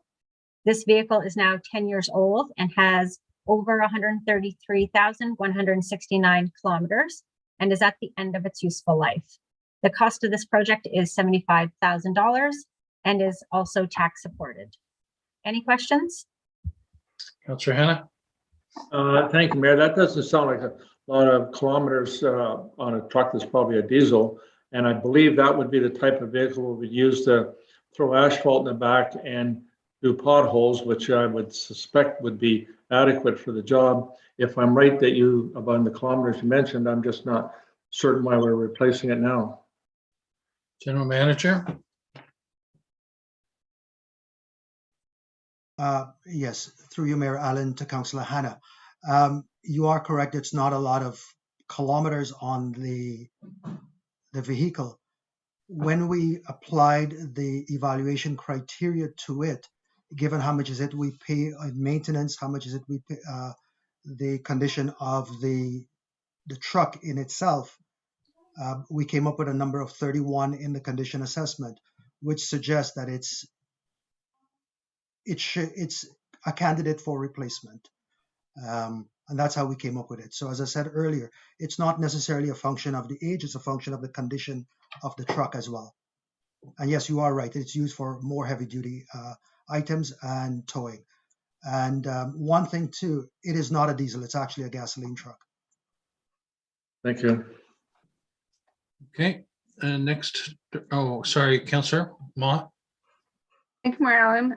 I just want to clarify, why are some through taxation and some through a reserve? Director Radigan. Thank you, Mayor Allen. Through you to Councillor Ma Chapman.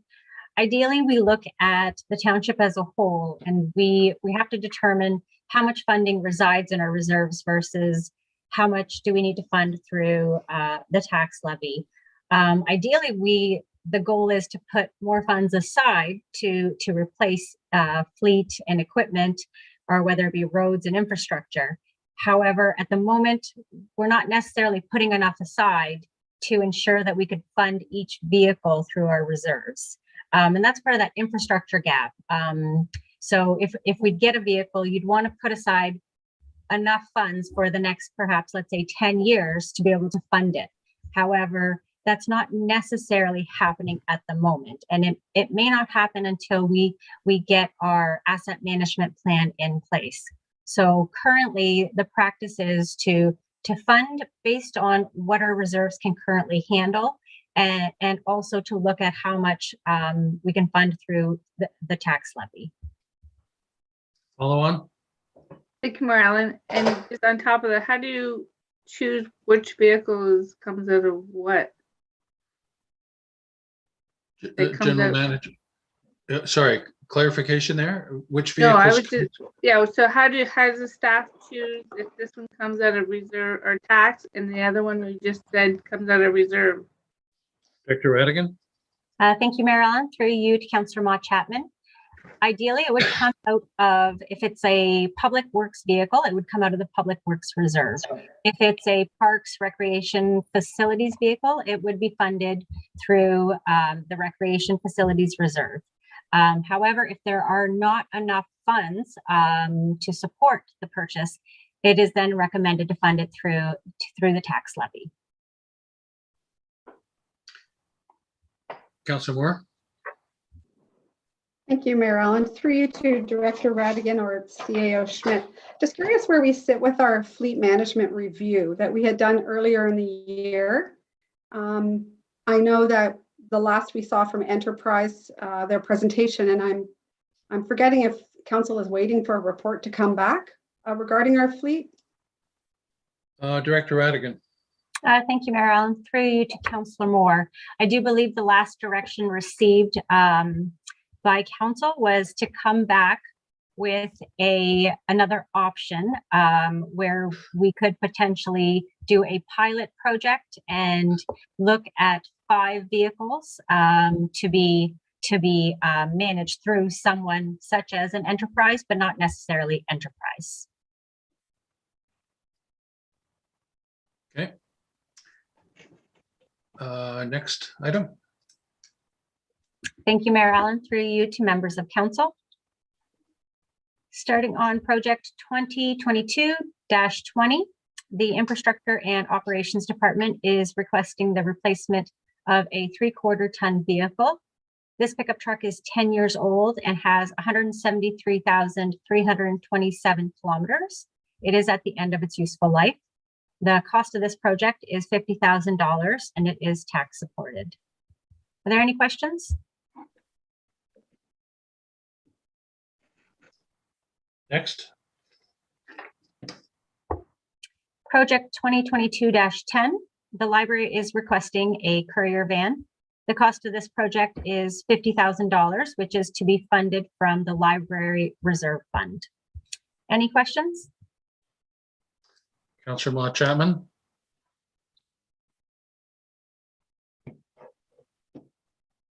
Thank you, Mayor Allen. I know we talked about the insurance. So would if this van goes through, would they be under the township insurance? See, Director. Thank you, Mayor Allen, and through you to Councillor Mott Chapman. We are required to insure all of our vehicles. So yes, it would be through the township's insurance. Councillor Ritchie.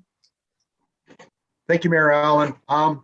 We have a small minivan like that. I know they use it for maintenance up here in the Elmvale yard. And I'm wondering, a small minivan like this that they're asking for, and if memory serves me correctly, they're wanting something so, because they're always moving books around between the libraries. And could the van we have now not accommodate this task for present?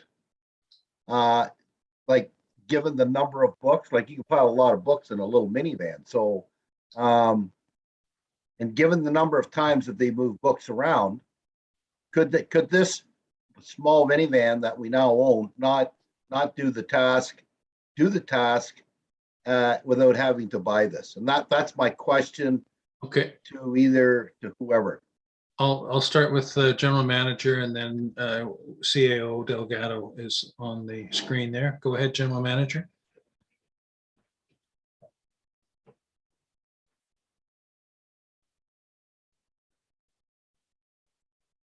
Through you, Mayor Allen, to Councillor, I would defer this question to CEO Delgado as to exactly what is it she's using it for and what she could be using it for. But just before, do you know of which the Councillor Ritchie is speaking of, the van that he's referring to, the existing van? Mayor Allen, no, I'm not very familiar with the library vans. No. Okay. Which van, Councillor Ritchie, are you referring to now? It's a small, Mayor Allen, maybe through the CAO Schmidt. It's just that small minivan. Tom McGinnis, I see him drive it all the time up here in the Elmvale area, back and forth from the admin center. And, you know, I know he does the steps up here. And whether it be him or another person, I know I shouldn't be mentioning names, but if they're going to the different libraries to clean the steps and salt and sand and that, then, why couldn't they take those books along with them, set it in the van and put it in a box, make sure they're safe and they're clean and they're looked after, and take that task and look after it without having to purchase this. It seems like we got a lot on our plate this year to be purchasing stuff. So that's my question. I'll start with CEO Schmidt, then CEO Delgado, and then I see Manager Dean on as well. Go ahead, CEO. Thank you, Mr. Mayor. Through you to members of council. So prior to COVID, that's exactly what staff were actually doing. What Councillor Ritchie had mentioned is that we were helping the library with the distribution of their collection from one library to another. Unfortunately, during COVID times, we've had to redeploy some of our staff to ensure for additional sanitation at some of our facilities. And so we've moved away from being able to provide that additional resource to the library, and hence why we're kind of in the position that we're in right now. And again, I'm happy to have our General Manager Ramdale or Manager Dean provide further comments to this. Okay, let me go.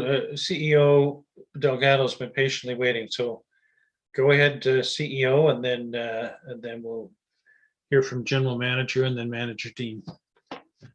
Thank you, Mayor Allen, and through you to Councillor Ritchie. That is exactly what had happened prior to COVID. We did have township staff that were responsible for providing a courier service for us twice a week. And Councillor Ritchie, I think I know the van you were speaking of, and that may be the van that is actually up for replacement as well. So it is not really in the appropriate shape to be used regularly. If it's the van I'm thinking of, I stand to be corrected on that one. If we could work out something with the township, that would be great. I know COVID has added responsibilities and also added, there is more use of all the township vehicles at the moment. So we would be using this van at least twice a week. And then once our regular outreach events start, it would also be available for outreach, which would greatly allow our outreach. Before COVID, we had approximately 25 outreach events, not including the Springwater Farmers Market in Elmville, because obviously we wouldn't need the van to just go across the street on that one. And we also had additional training and meetings that were outside of the township, which the van could be used for as well. So therefore, it would be used on average at least 3 times a week. And I don't know if we could work around the township schedule to use one of their vehicles for that amount. We would need a van because we would need the coverage, because a regular pickup truck would leave books open to the elements, which, as you can imagine, would not be an ideal situation. I'll go to Manager Dean next, and then General Manager Ramdale. You, Mayor Allen, through to yourself and council. I just echo what CEO Delgado said, that is correct. That is the administration van that had been used for that in the past. General Manager? Mayor Allen. Okay, I just want to hear from General Manager, then I'll come back to you, Councillor Ritchie. Yes, Mayor Allen. If I can ask Director Radigan to just go back a few slides to the administrative van. Yes. So Councillor Ritchie, through you, Mayor Allen, to Councillor Ritchie, this is the van that was used 2 years ago for this function. So at this point in time, this van is, we would believe to be not appropriate, is from a not reliable to continue to do this function, this particular van. Councillor Ritchie? Mayor Allen, that's not the van I'm talking about. That I agree. That van has got a lot of miles on it. It's a Montana. It's a Chev product. The one I'm talking about, it's a little utility van. It's Ford. Manager Dean would know what I'm talking about. It's used all the time for maintenance. And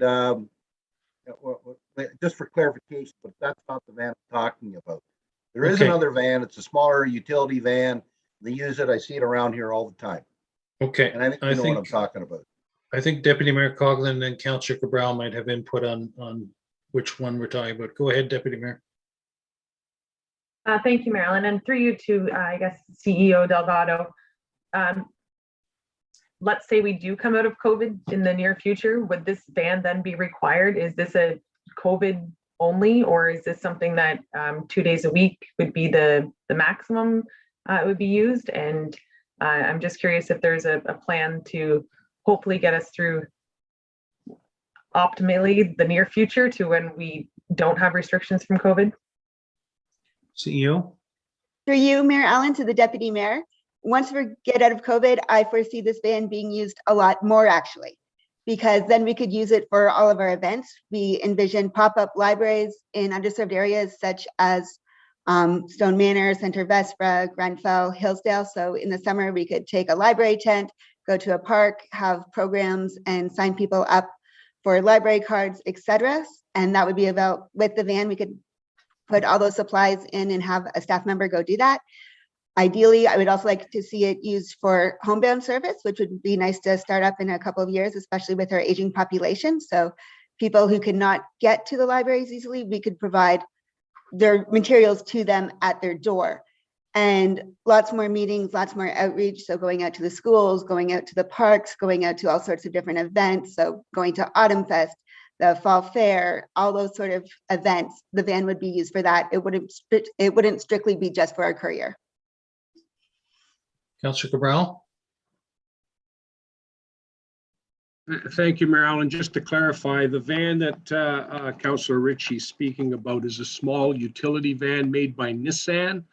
And it has in the back some shelving and on the one side some pull-out drawers. That is the one that that fella uses for the regular maintenance now. It's been probably around for 3 or 4 years now. General Manager. Thank you. General Manager. So what is that one that Councillor Cabral just referred to being used for presently? Yes, Mayor Allen, that one is used for our cleaning and maintenance of facilities. So it's used by our custodian for cleaning and the maintenance of facilities. Councillor Hannah? Thank you, Mayor. And just for clarification, because I may have missed something, this van that the library is requesting here, is that being paid for by taxpayers' budget, or is it coming out of the library budget, for what I'm trying to ask? Clarification, Director Radigan. Thank you, Mayor Allen, through you to Councillor Hannah. It is coming out of the Library Capital Reserve Fund, so it is not coming out of taxation. Thank you. And is it a purchase or a lease? Purchase, I believe, Director Radigan. Thank you, Mayor Allen. That is correct. Currently, it is in the budget as a purchase, and we have not contemplated the lease at the moment. However, if we were to look at a lease, the potential cost would be around $400 a month, upwards around $5,000 a year. Thank you. Councillor Cabral. Thank you, Mayor Allen. If I recall correctly, and I do stand to be corrected, part of the issue here was that staff was using their own personal vehicles and being paid mileage. And again, I stand to be corrected, but my understanding was that given the mileage that was paid, that actually it was more economical to have a van than pay the mileage. Would that be correct, CEO Delgado? CEO. Thank you, Mr. Mayor, and through you to Councillor Cabral.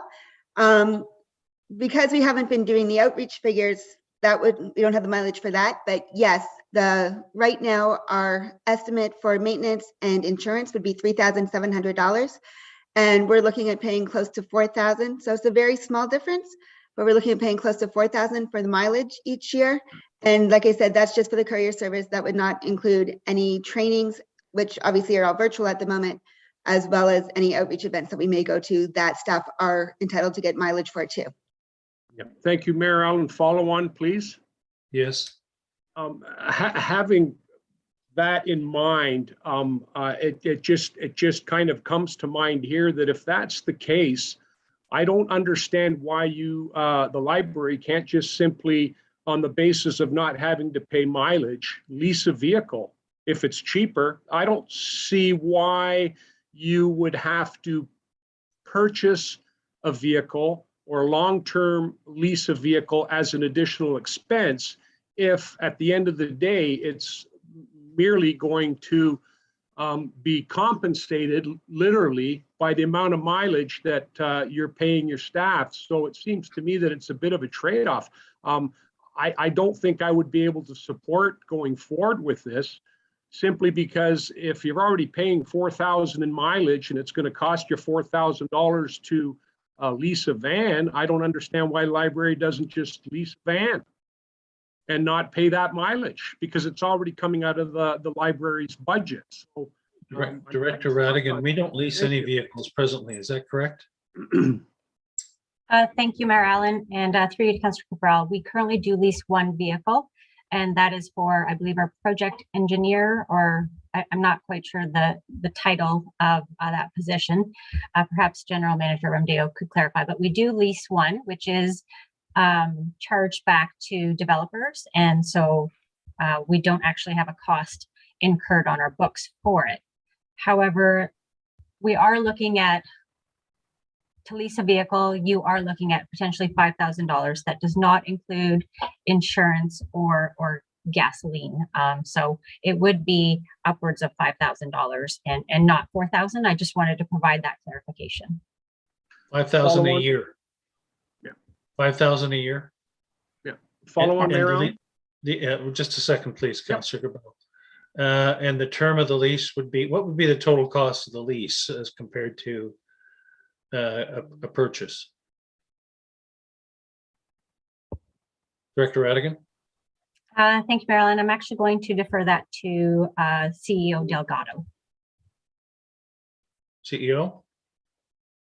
Thank you, Mayor Allen. I do have a little bit of costing for a lease here. It does depend on who you use for your leasing provider and, of course, the terms. So the primary cost of the vehicle would be the same, and then the end value differs depending on how much you're paying each month. For a 36-month lease, I do have $714.40 a month plus tax, which also includes 4.5% interest rate and an $18 monthly admin charge and a $299 lease setup. So there's a lot of benefits to a lease in that you don't have to pay as much upfront, and you also get the ability to turn in your vehicle at the lease end and get a new one. I also Sorry, go ahead. I also understand that there may be a little bit of an issue with finance in setting up the lease, and I stand to be corrected on this because it may not be an issue at all. But as there is no monthly invoice to pay, I believe it may have to come off of the credit card instead of going through the regular invoicing process. But that is for finance, and I'm sure they have lots of ideas on how to cover that. And at least maybe the perfect solution for the library at this point. So I'm willing to listen to other. Director Radigan, would this particular vehicle be a potential candidate to be included in the pilot program? Thank you, through you, Mayor Allen. I believe it would be. I believe the pilot program will be taken over perhaps by Manager Ha, our General Manager Romdeo, to further look into. Councillor Cabral? Thank you, Mayor Allen. I guess we've gone in a bit of a circle. I'm not opposed to vehicle, even if it was purchased by township and then slowly repaid by the library itself. The point I'm trying to make is we've been advised that this is cheaper than paying mileage, and the library has already been paying their staff mileage. So the key here is if they've already been paying mileage and now we turn around and buy a vehicle, they're not going to pay the mileage anymore, and they've got a vehicle too. So it's kind of like double dipping, I guess, for lack of a better term. All I'm saying is, and from what CEO Delgado said, they anticipate it would be even busier, which means that the mileage actually would be more costly. So I'm just saying that it's a trade-off. If they're not paying the mileage, then I just don't see that they need to get the funds for a van when it's offset by the mileage that they're not going to be paying. So what I'm saying is this line number here really doesn't need to be in the budget per se, because they're in a position to repay the van simply by the savings from not having to pay the mileage. That's the point I'm trying to make here, whether it's a lease or whether it's a purchase and they pay the township back through some arrangement that way. I'm just saying that at the end of the day, it's a wash because the mileage they have been paying, and we've heard that this is supposed to be cheaper. Well, then don't pay the mileage and simply use what you were paying for the mileage to pay for this van. That's the point I'm trying to make, Mayor Allen. No, I think, yes, we realize that, but you'd have to record the upfront purchase of the asset and then get it offset by not paying mileage throughout the life of the asset. So it's not as if you can't include it somewhere in a capital budget if you're going to buy the asset initially, or include it in operations if you're going to be leasing the asset. So it comes down to whether you're going to purchase an asset or lease a vehicle, basically. Director Radigan? Thank you, through you, Mayor Allen. There is potential to fund the lease payments in the operating budget through the library capital reserve. And that way there would be no net impact to the tax levy, and it would still be funded through reserve on an annual basis. Okay, so the decision here is whether we go ahead and include it in the capital plan and purchase it, or whether we look at the leasing alternative.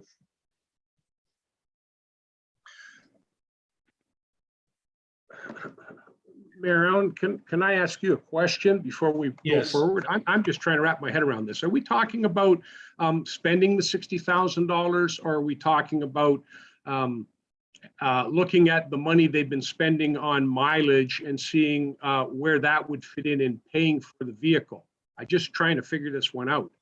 I just don't see this as a capital expenditure at the end of the day having to be purchased. Yeah. Well, then the only way it isn't, if we realize that there is necessity for the vehicle to be used by the library, the only alternative is to lease then. Mm-hmm. Deputy Mayor Coughlin? Thank you, Mayor Allen. I think for myself, I would like to see this project continue to move forward. Again, if there is recognized efficiencies or cost savings through the library, that would then offset their revenue, I guess, in a way. So that can come forward next year. But I think that moving forward with this project, and hopefully we can come through and it does get utilized to its full ability. But to me, whether or not it's leased and there's mileage offsetting it, or if it's paid for, that again is arm's length at the library. So I just wanted to be mindful of that as well. Okay, any other comments with respect to this?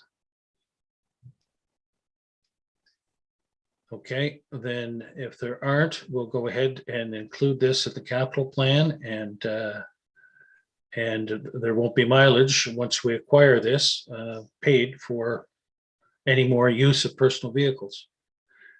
Director Radigan, go ahead. Okay, thank you, Mayor Allen. And moving on to roads and related, starting with the urban road reconstruction. Project 2015-14, Floss Road 4 East. This project considers a double surface treatment from County Road 27 to Highway 93. The 2020 roads needs study listed this road as condition 5. If not addressed soon, it will likely require a full reconstruction at a higher cost to the corporation. The cost of this project is $300,000, funded by DCs in the amount of $147,000 and $153,000 from gas tax funding. Any questions? This is part of the road. This is part of the road that's going to be assumed by county at some point.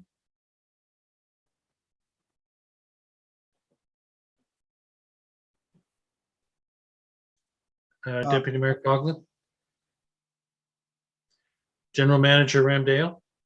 Yes, I was going to say I'll likely have to defer that.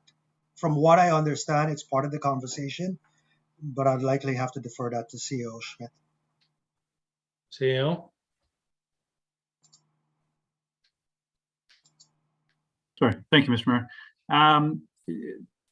It's something that I think that we would have to discuss with the county a little bit more. To General Manager Ramdeo's comment there. I believe there has been discussions about uploading this road to the county.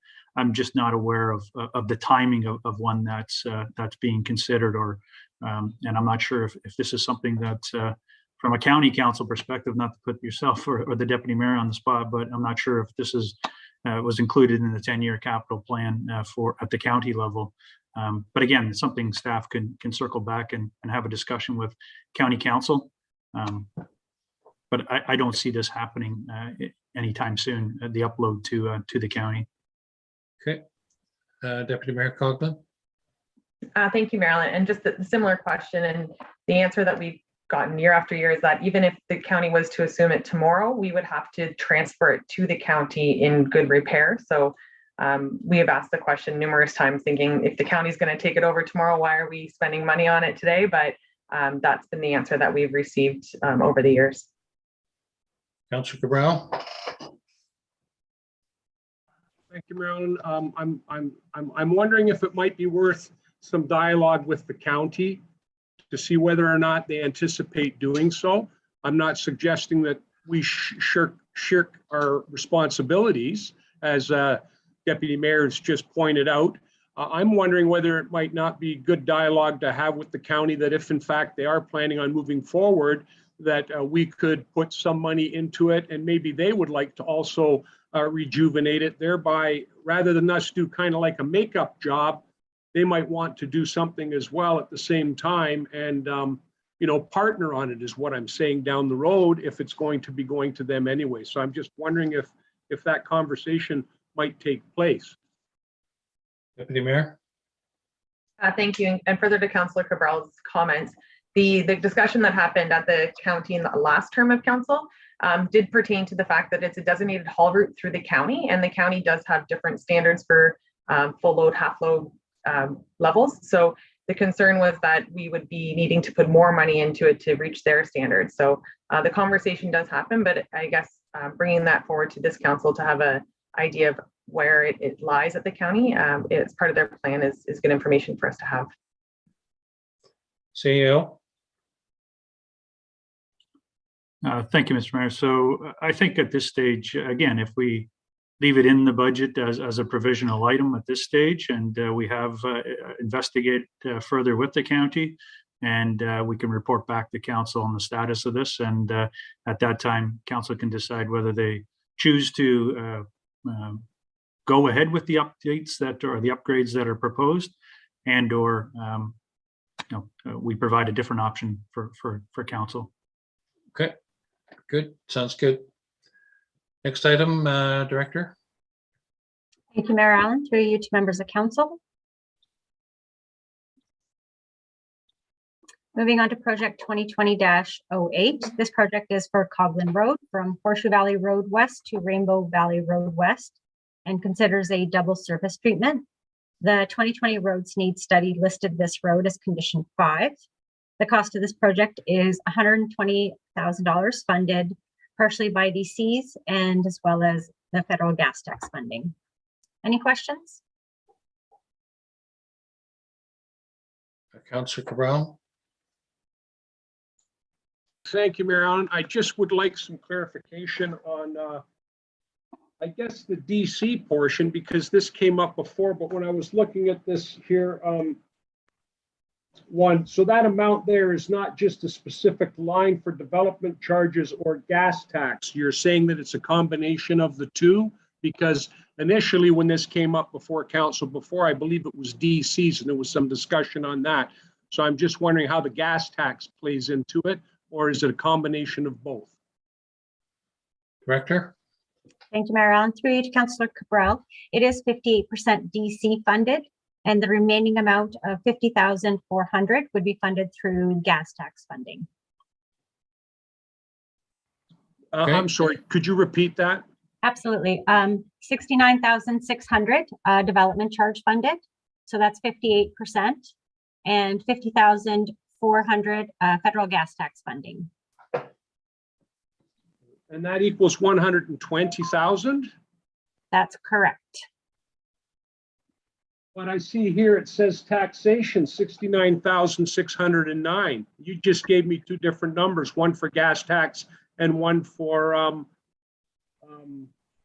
the development charges.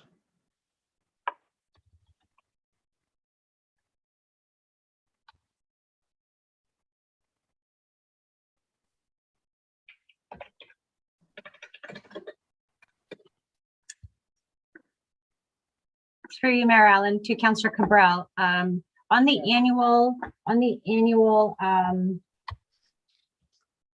capital sheet, project 2020-08. Yeah. The 2022 request is $120,000. And if you scroll over to other funding,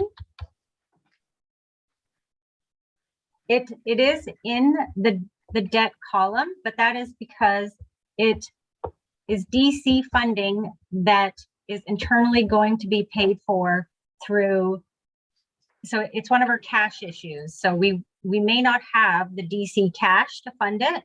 So it'll be debentured internally until we receive DCs to fund it. So it's not true external debt. It is one of our cash issues that we are experiencing with our development charges. We're like the saying goes, build it and they will come. So we do have to pay for the infrastructure prior to the development sometimes coming in. And that is one of those cases. Okay, I understand that. I'm just thinking that possibly in future, and I will say thank you for the way that this was put together. It was a lot easier to read, but maybe if we were able to have lines that went right across, it might be a little easier for us to differentiate how the amounts, because I'm looking down here and it says debentures, and I understand that part now from what you're saying. But when I look up above it, it still says, I think 50,400, but the number that you gave me was 69.6. So it's kind of confusing. So the under the debt column, Councillor Cabral, is 69,600. That is initially through development charges, and the 50,400 is gas tax funding. It is in the correct column. I do apologize. Moving forward, what we will do is create another column of perhaps unfunded DCs, and that will allow it to be easy to visually see. Thank you. Thank you. Next. Thank you, Mayor Allen. Through you to members of council. Project 2019-23 is for Howden Street from Yonge Street to Patterson Street. The 2020 roads need study listed this road as condition 6. The cost of this project is $290,000 funded by DCs and through gas tax. Councillor Ritchie. Thank you, Mayor Allen. Should that street runs right up from Yonge Street to Simcoe Street, would they not be, like, if you're going to do part of it, why not just do the whole thing right up to Simcoe Street? So I'm definitely in support of fixing roads. And how come the other part of the street, like, if this is a condition 6, what's the other end? Like, I mean, may as well do the whole thing. General Manager. Yes, Mayor Allen, through you to Councillor Ritchie. The decision to rehabilitate from Yonge to Patterson was mainly based upon two things. Yes, the condition is a factor, but there is a cast iron water main under this road that is prone to breaks. So part of the decision was to get in there, fix that cast iron water main so that it doesn't break and wash out a significant portion of the roadway. It loops on Patterson, and that was the discussion. And that's the rationale for this portion as opposed to the entire roadway. So, follow on. Thank you, Mayor Allen. I agree. I agree 120%. Like, I mean, some of this infrastructure, we had the same thing on Queen Street East, and we ended up going back and fixing it again. We'd have done it right the first time. So I support it, but we have funds left over. I don't know why we wouldn't look at doing it right up to Simcoe Street and complete the whole street, and then it's done. I'll just throw that out there. I support what we are doing. Some of this infrastructure is old; it needs to be replaced. And but to me, it just makes sense. Just do the whole thing. But again, I'll leave that up to you. Thanks. Any comment, General Manager, before I go to Councillor Cabral? Mayor Allen, through to Councillor Ritchie, I would leave the recommendation to go to the end of Simcoe. I'll leave that to council to make that, give us that direction. At this point in time, from an engineering perspective, there are other roads within the community that might use the money or might be better in need of that money. Councillor Ritchie? Just one last thing there. I just want to comment too, like, and correct me if I'm wrong, but the new sidewalks are wider than the older ones. So, you know, when you're snow plowing and cleaning in the wintertime, and you know what's underneath you, it makes a big difference. And of course, you guys should know that better than anybody. But again, like, I mean, to go the other from Patterson Street up to Simcoe, I'm going to guess you're maybe 300 feet. And you know what? You do the whole street. But again, I'm just commenting on it. Thank you. Councillor Cabral? Thank you, Mayor Allen. Question, I guess, through to either the Director of Finance or the General Manager Mandale. Because this involves the wastewater or water, the water main, I'm just wondering why there's no component in here coming from those funds to help offset those costs. If those are going to be done at the same time as they're redoing the roadway and the sidewalks, should there not be a portion of this attributable to that rather than all of it coming from, say, like we say, the gas tax and debentures and whatnot? Could you explain that? General Manager or Director Radigan? Thank you. Through you, Mayor Allen, to Councillor Cabral. I wouldn't mind, I can definitely start, and then General Manager Romdeo can definitely fill in any blanks. But federal gas tax funding is also eligible for your water and wastewater core infrastructure, and that is part of the reason why it would be eligible for federal gas tax funding. If council wishes to, I would have to refer it back to General Manager Romdeo to ensure that this would include some type of cost to water or wastewater for upgrading. General Manager? Yes, through you, Mayor Allen, to Councillor Cabral. Yes, actually the funding for the water main would be, there is another line item for water main replacement in the water and wastewater capital program. So the funding for the water main component would be from that line item. So just for clarification then, General Manager Romdeo, sorry, there is some funds attributable to the water main replacement. Only reason I'm bringing this to bear is because not everybody in the township benefits from town water or town wastewater. So that's why I wanted to know. So my understanding now is that there is some funding attributable to the water main that is not related to township as a whole or the gas tax, correct? Yes. Yeah. Thank you. Thank you. Okay, moving on. Thank you, Mayor Allen. Through you to members of council. Did you have a point, Deputy Mayor? Thank you, Mayor Allen. It's actually a general question before we move on from roads. Just a question at that time. Go ahead. Thank you, Mayor Allen. Through you to members of council. Project 2022-25 is for Nursery Road, south of Horseshoe Valley Road, approximately 2 kilometers. The 2020 roads need study lists this road as condition 5. It is deteriorating rapidly and requires frequent patching.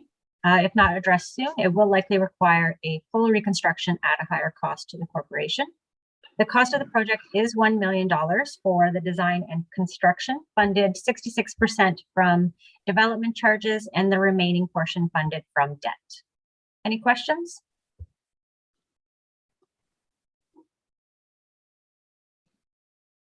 Go ahead. Market data connection reestablished. Thank you, Mayor Allen. Project 2020-11. Project is being updated. This is the project that we had requested in terms of option 1 and option 2. It was originally noted as Dobson Road North. So it is saving about $126,500 from taxation. This particular Dobson Road is south of Sunnydale Road, approximately 0.4 kilometers. The cost of the project is $50,000, and that would entirely be funded through the soil and fill agreement. Any questions?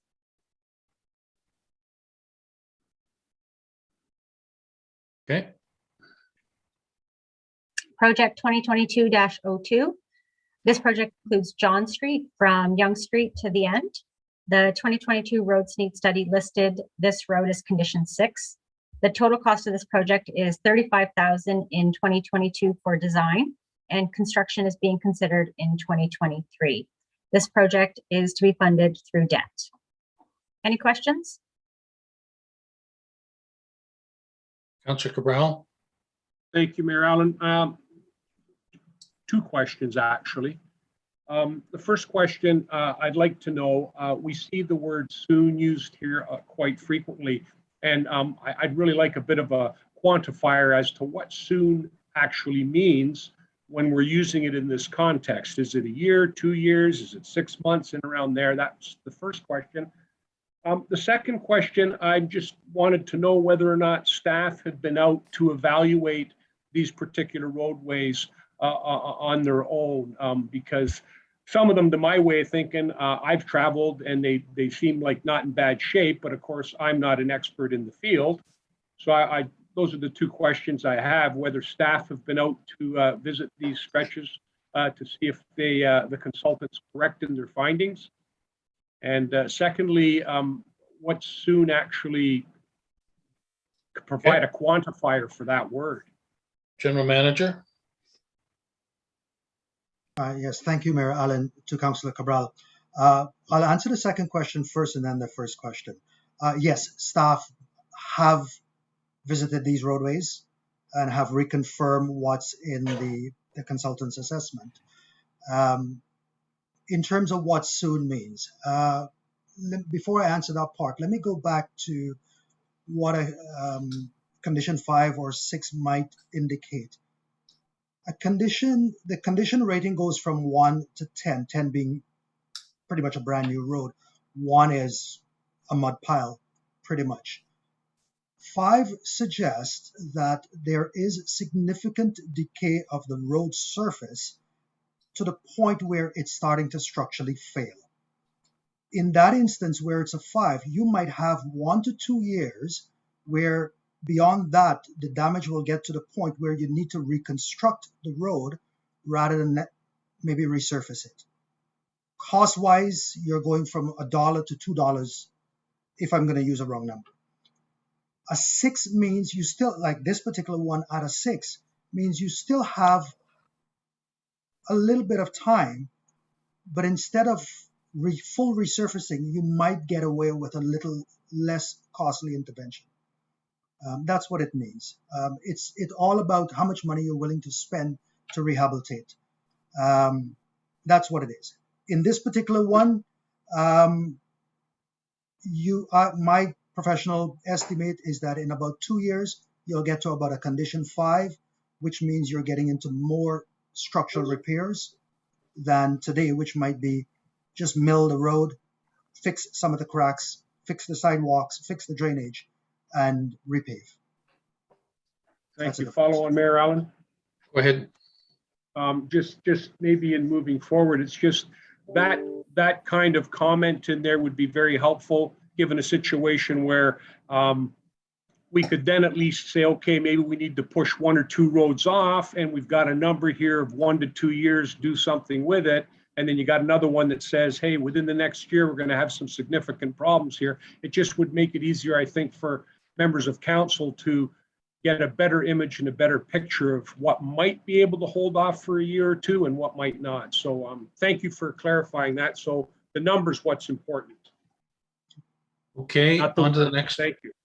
On to the next one, and just a time check, council. We have a hard stop at 6:10, which is just under an hour from now to get ready for the next meeting at 6:30. So, and we're 36 slides through 76. So we'll keep moving here. Okay, thank you, Mayor Allen. Through you to members of council. Project number 2024-13 includes Simcoe Street from Howden Street to Queen Street East. The 2020 roads need study listed this road as condition 5.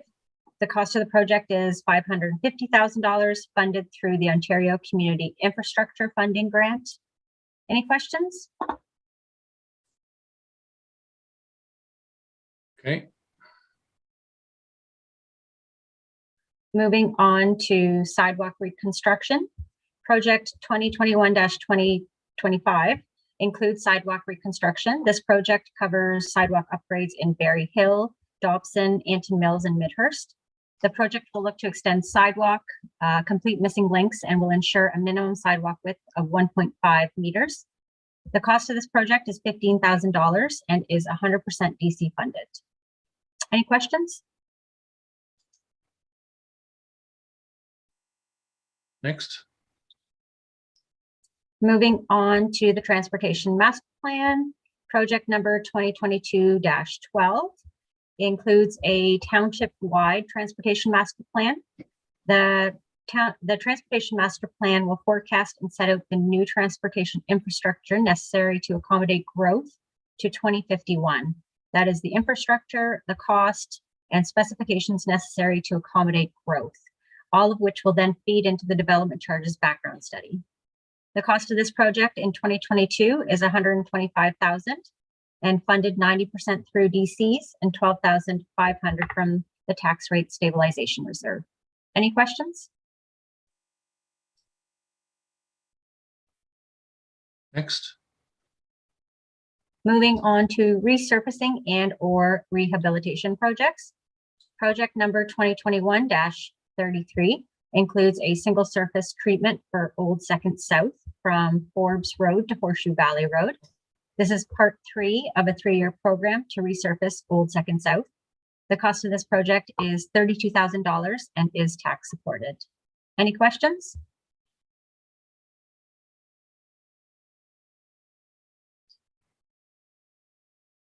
Councillor Cabral. Sorry, Mayor Allen, was that $32,000? Yes. I'm sorry, my sheet says 52,000. Is my sheet incorrect? Director Radigan. Thank you. Through you, Mayor Allen, to Councillor Cabral. That sheet specifically includes another project of $20,000 that you will see down the road. And I will point it out when we get to it. I apologize. Thank you. Next. Project number 2022-04 is for Golf Course Road from Highway 26 to Hendry Road. The 2020 roads need study lists this road as condition 5. The cost of this project is $264,600, which is OSIF funded. So that is through the Ontario Community Infrastructure Fund. Any questions? Next. Project 2022-05 includes Wilson Drive from Highway 26 to about 1.1 kilometers north of Hendry Road. The 2020 roads need study listed this road as condition 5. The cost of this project is $400,000 and it is to be funded through debt. Any questions? Next. Thank you. Project 2022-13 includes Floss Road 4 West. The 2020 roads need study listed this road as condition 5. The cost of this project is $264,000 and that is funded from the tax rate stabilization reserve. Any questions? Next. Project 2022-16 includes Vigo Road, which was identified in the 2020 roads need study as condition 5. Currently funding this one was currently funded through taxation. And as a result, since council did decide, actually went with the second option. So this will remain as funding through taxation. Councillor Ritchie? Are we talking all of Vigo Road? Do you want that director or general manager? General Manager Ramdale. Yep, go ahead, general manager. Through you, Mayor Allen, to Councillor Ritchie. From County Road 92 to approximately 1 kilometer north of that. So it's about 1 kilometer total. Follow on. First, thank you, Mayor Allen. Vigo Road runs north and south. So Vigo Road runs from 92 south.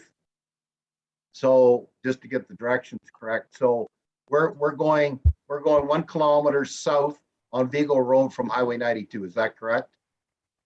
Let me confirm. I might have got my notes wrong that I wrote. Could I get back to you on that one, Councillor Ritchie, through you, Mayor Allen? All right, I know which way it runs. I just have another question there, Mayor Allen. Go ahead. This road here was done back, it'd be a few years now, 5 years, maybe 6 years. Director of Public Works, Mark Archer, was on at the time, and we resurfaced that. And I believe it cost us around, if they could look it up, if Mr. Buchanan was around, he'd know what I'm talking about. We were around $1 million to redo that at the time.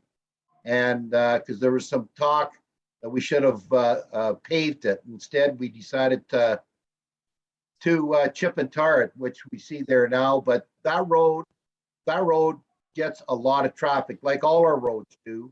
But that road gets a lot of traffic. So I'm glad to see that we're spending some money on it. Thank you. Councillor Cabral? Thank you, Mayor Allen. I'm not 100% sure which way this picture is taken, but Vigo Road does go all the way north from 92 through to Floss Road 10 out by the paintball place. So if this is looking north from 92, this may be the way it is. I know that from 92 all the way out the opposite way south, Councillor Ritchie's correct. That was completely redone probably 7 or 8 years ago. Councillor Ritchie? Mayor Allen, I stand to be corrected here. I thought north of 92, it was not Vigo Road. I thought it was another name, but if I could be wrong, I apologize to Mr. Ramdale. I was just thinking of Vigo Road, 92 south. I know it was redone. If you look it up in your records, you know it'll be done. But north of 92, I thought it was Langman's Road, but again, I'm not sure. But if that's what we're talking about, I apologize. And yes, it needs some work. Thank you. Okay, good. Thank you. Moving on. Thank you, Mayor Allen. Through you to members of council. Project number 2023-60. This project is being moved forward from 2023 for Floss Road 11 West.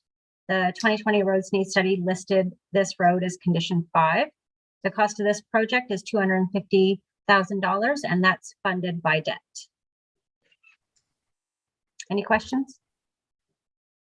Next. Project 2020-41. This project includes Old Second South, south of Sutton Heights, for a single surface treatment. The cost of this project is $20,000, and it is tax supported. Councillor Cabral, this is the other $20,000 that was part of the $52,000 you did see on your sheet. It was just combined. Next. Thank you. Project 2027-10 includes Floss Road 7 West from Crossland to County Road 27. The roads need study listed this road as a condition 5. The cost of this project is $220,000 and is fully funded through gas tax funding. Any questions? Deputy Mayor Coughlin? Thank you, Mayor. Just through you to GM Ramdeo. This was pulled up by quite a few years, so I'm just curious how it I mean, by the looks of it, it just needs it, but I'm just curious how it was pulled up that soon. General Manager? Yes, through you, Mayor Allen, to Deputy Mayor Coughlin. This year, we went through all of them, and anything that was in conditions similar to this one, we brought it forward, as the professional judgment is that if we did not do that, a few years from today, we'll be reconstructing this road at a much higher cost as opposed to resurfacing it. So it's that mindset that brought it forward. Thank you. Next. Thank you. Moving on to gravel road conversion to hardtop. Project 2023-61 is for a gravel road conversion of Ushers Road to hardtop.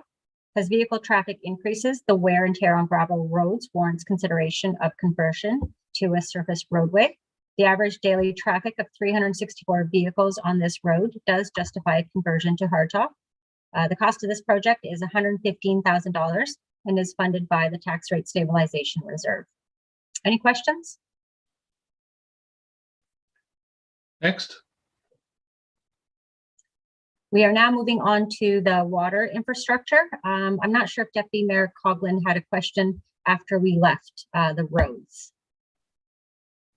Thank you. Mindful of time, I can go offline with GM Romdeo at another time. Thank you. Continue.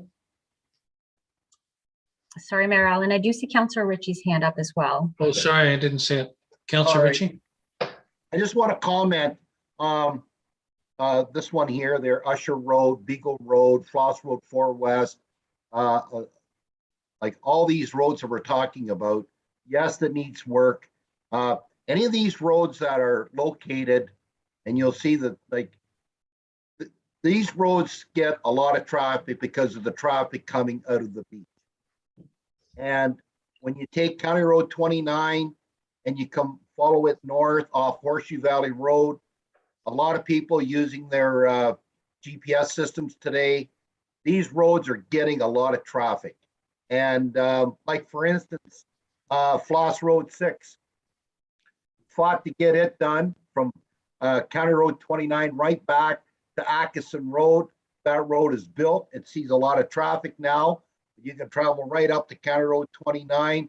It handles all the truck traffic from the quarries to the gravel pits. Much needed, just like these are here. And those are my comments. Because the traffic coming out of the beach, we need to address these. We are. Thank you. Thank you. Go ahead, Director. Thank you, Mayor Allen. Through you to members of council. So we are moving on to the water infrastructure projects. Project 2022-19 and 2022-22 are for pre-chlorine analyzers. These projects are to replace the pre-chlorine analyzers at Del Trent and Midhurst. The existing analyzers are at the end of their useful lives. The cost of each pre-chlorine analyzer is $10,000, which is to be funded from the Water Reserve Fund. Any question? Next. Projects 2022-56 and 2022-21 are for preventative maintenance that should occur every 5 years as part of well inspections and rehabilitation. This project is for regular maintenance. It's a regular maintenance exercise to assess the wells and ensure they are in good working condition. The cost of capital project 2022-56 for well 1 and 2 inspections and pump rehabilitation replacement is $70,000. That is to be funded through the Water Reserve Fund. The cost of project 2022-21 well 1 rehabilitation is $100,000, and that is also to be funded from the Water Reserve Fund. Any questions? Next.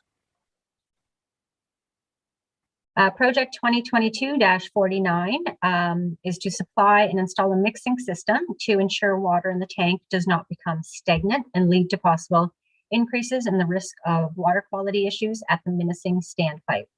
The cost of this project is $80,000, and it is also funded from the Water Reserve Fund. Any questions? Next.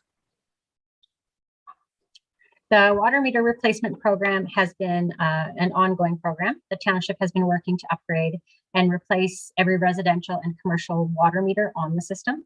This program ensures meters remain in good condition, accurate, and compatible with reading capabilities.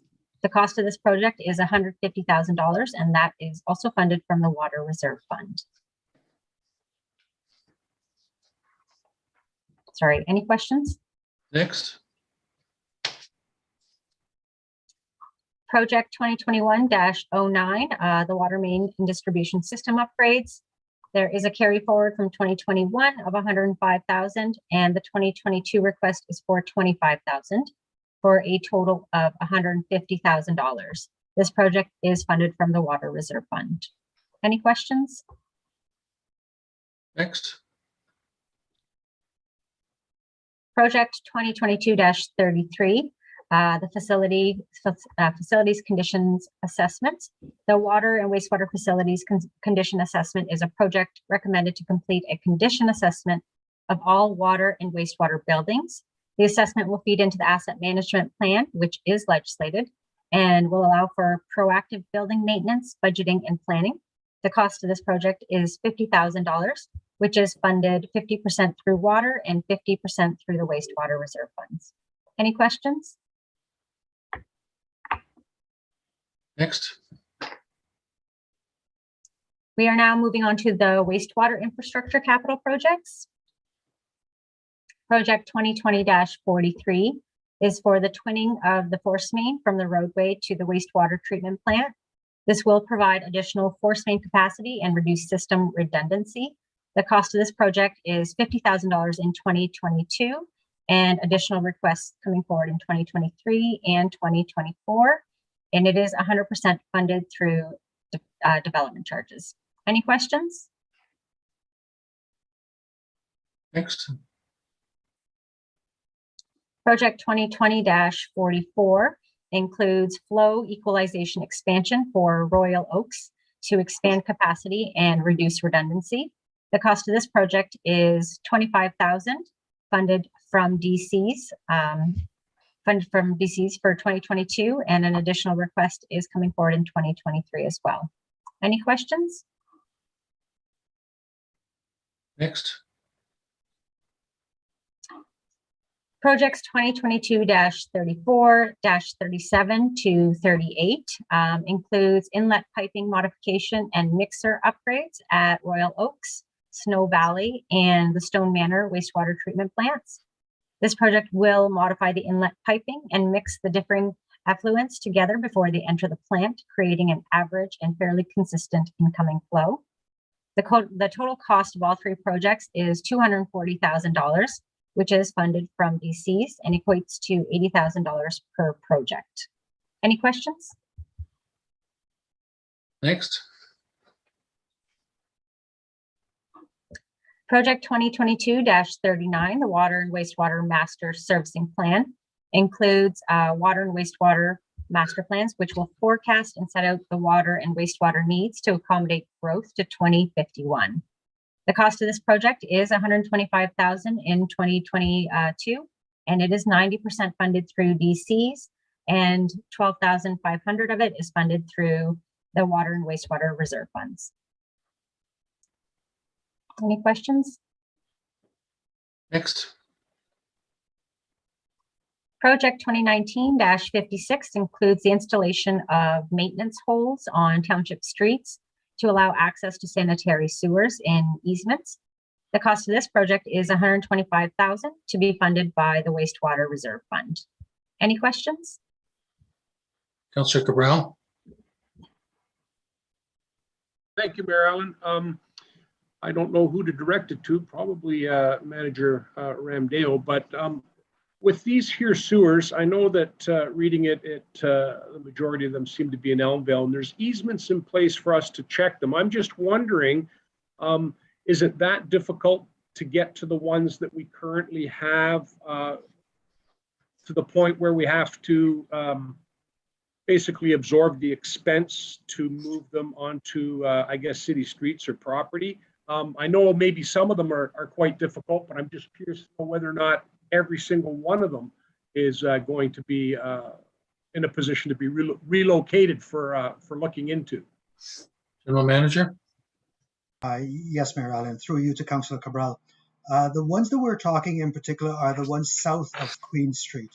And yes, it is extremely difficult to get a vac truck into them to clear them out. So that's the position that we're in. And because we are mandated to keep them in a good state of repair, the idea is now to put maintenance holes within our own right of way that gives us easier access.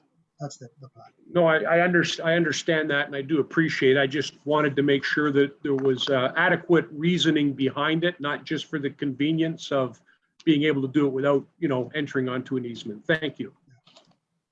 And I see we've already set aside 157,500, and this is the last 50,000 to complete it. Yes, that's going to give us the full funding that we require. Yeah. There will be a request in 2023 as well. Yeah. Councillor Ma?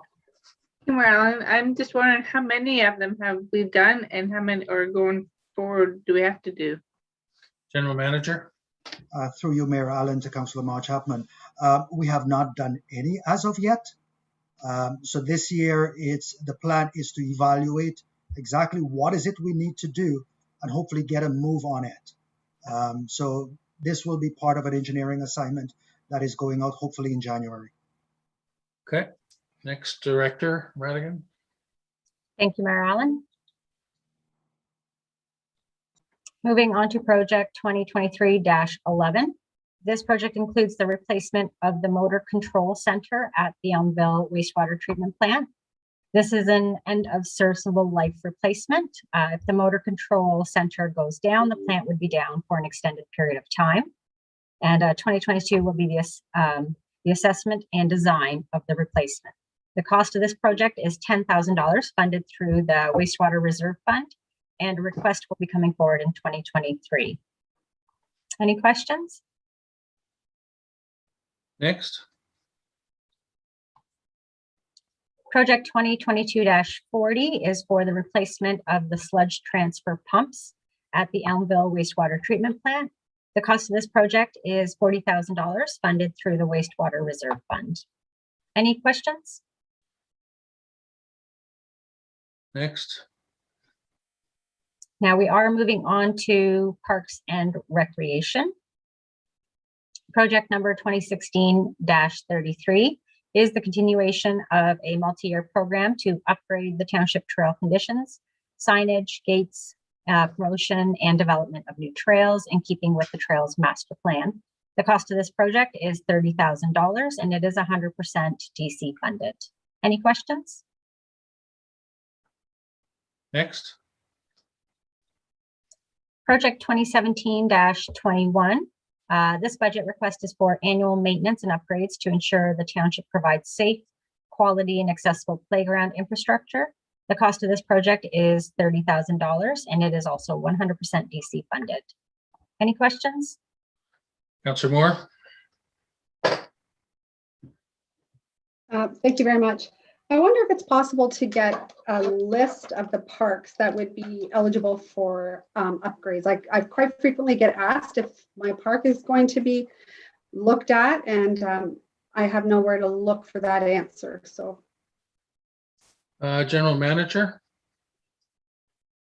Yes, through you, Mayor Allen, to Councillor Moore. Of course you can, and we can provide that offline if you wish.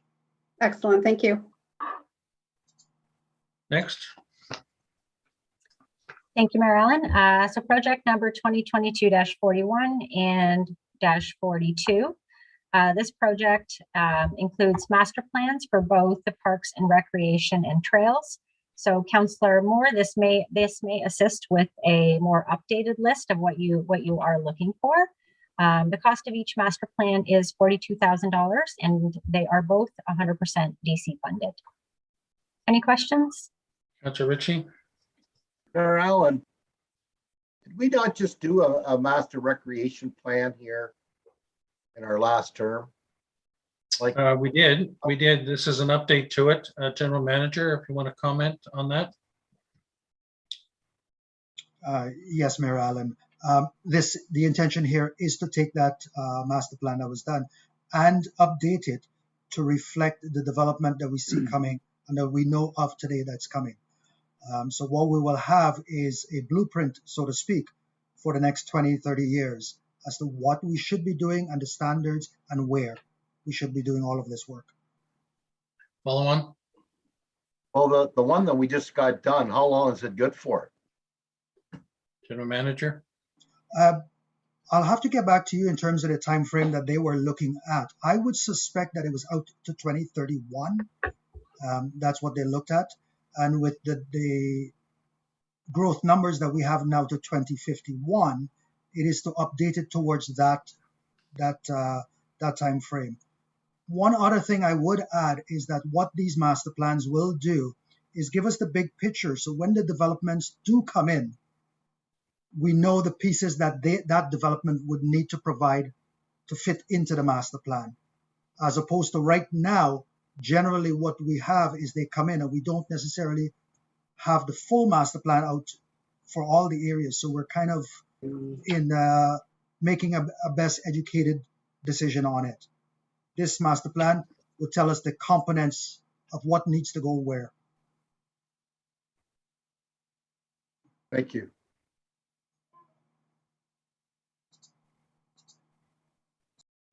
General Manager. Oh, my connections. Is it me? No. Can you hear me? Everybody hear me? I can hear you. You seem to be okay. Okay. So I get a sense that these master plans, I mean, it's not starting from scratch. It's taking the previous ones and updating them basically. And I think in making them a little more granular, whereas the recommendations I recall from the master plan, there are a lot of them, very voluminous, but it was pretty high level in a lot of areas. But any more comments, General Manager? Yes, Mayor Allen, you are correct. It is to make them a little granular. Where we've got them, to update them. Where we do not have master plan, it's to create the master plan. Or take the various master plans that we might have for localized areas and make it a town-wide master plan. For example, transportation and water, wastewater. Okay. Next, Director Radigan. Thank you, Mayor Allen. Moving on to project 2019-57. It's for the replacement or rebuilding of the Elmville tennis courts. The Elmville tennis courts are in poor condition. The plan is to consult with the stakeholders and commence the design in 2022 with construction in 2023. The cost of this project in 2022 is $25,000, and that is funded from the tax capital reserve. Any questions? Councillor Cabral. Thank you, Mayor Allen, through you to Director Radigan. And I think you may have answered my question. There was funding set aside for this back in 2019, and the project never took hold. And of course, COVID hit, blah, blah, blah. So am I to understand that the initial funding is still there and that we're adding 25,000 to it to move forward? Or could you just give me the breakdown on where the money's coming from? Because just so I know, what of this is attributable to the 2022 budget, because there were already dollars set aside for this project back in 2019. Director. Thank you, Mayor Allen. I would have to defer that to CAO Schmidt, because I don't have any carryover funds for this project. The 25,000 is being funded from the tax capital reserve, which would have you believe that there was prior funding that was moved into the tax capital reserve for the 25,000. The request coming forward for 2023 is actually an additional 125,000 for the actual works. Director Schmidt, CAO Schmidt. Thank you, Mr. Mayor, and through you to Councillor Cabral.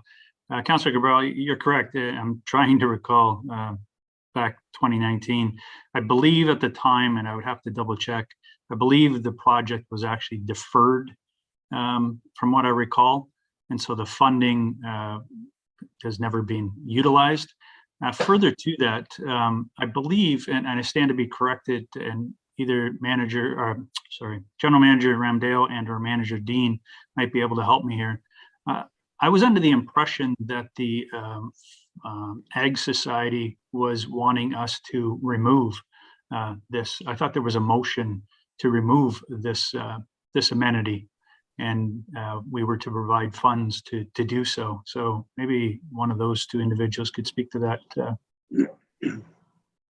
Also, just the line item says defer to 2022 with carryover of 90,000, total of 150,000 in 2022, split between 2022 and 2023.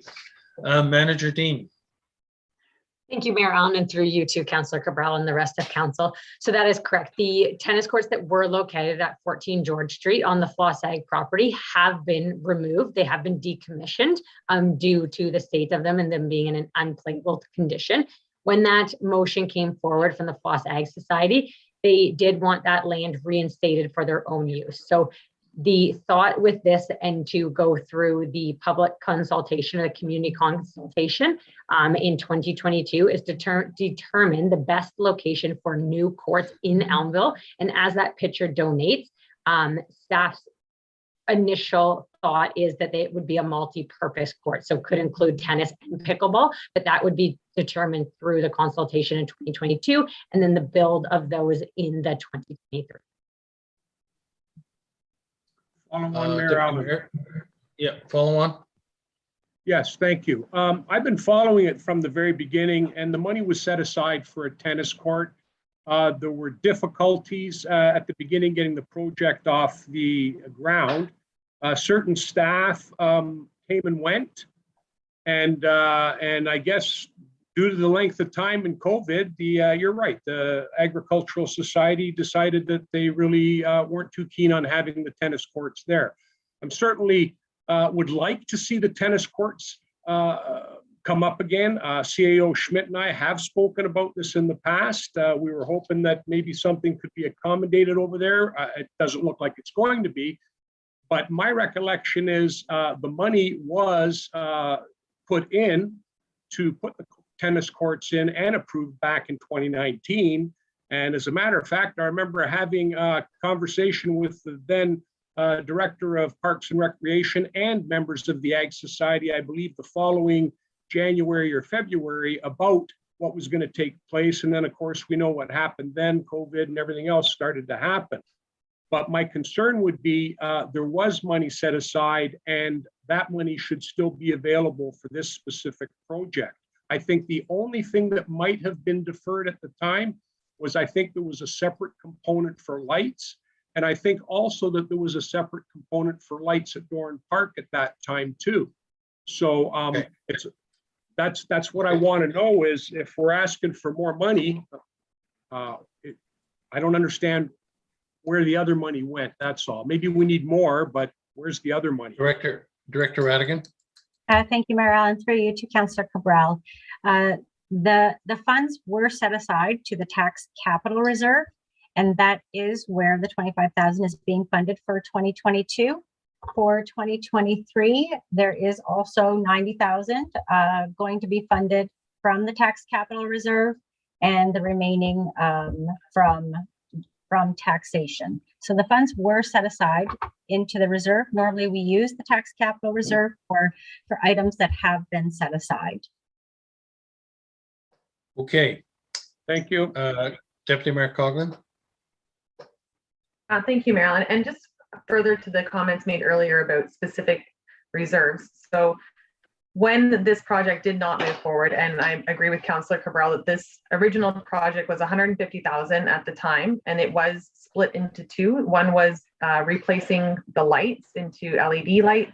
And at the time, council did take that 60 and postpone it 1 year so that there would be a two-step process.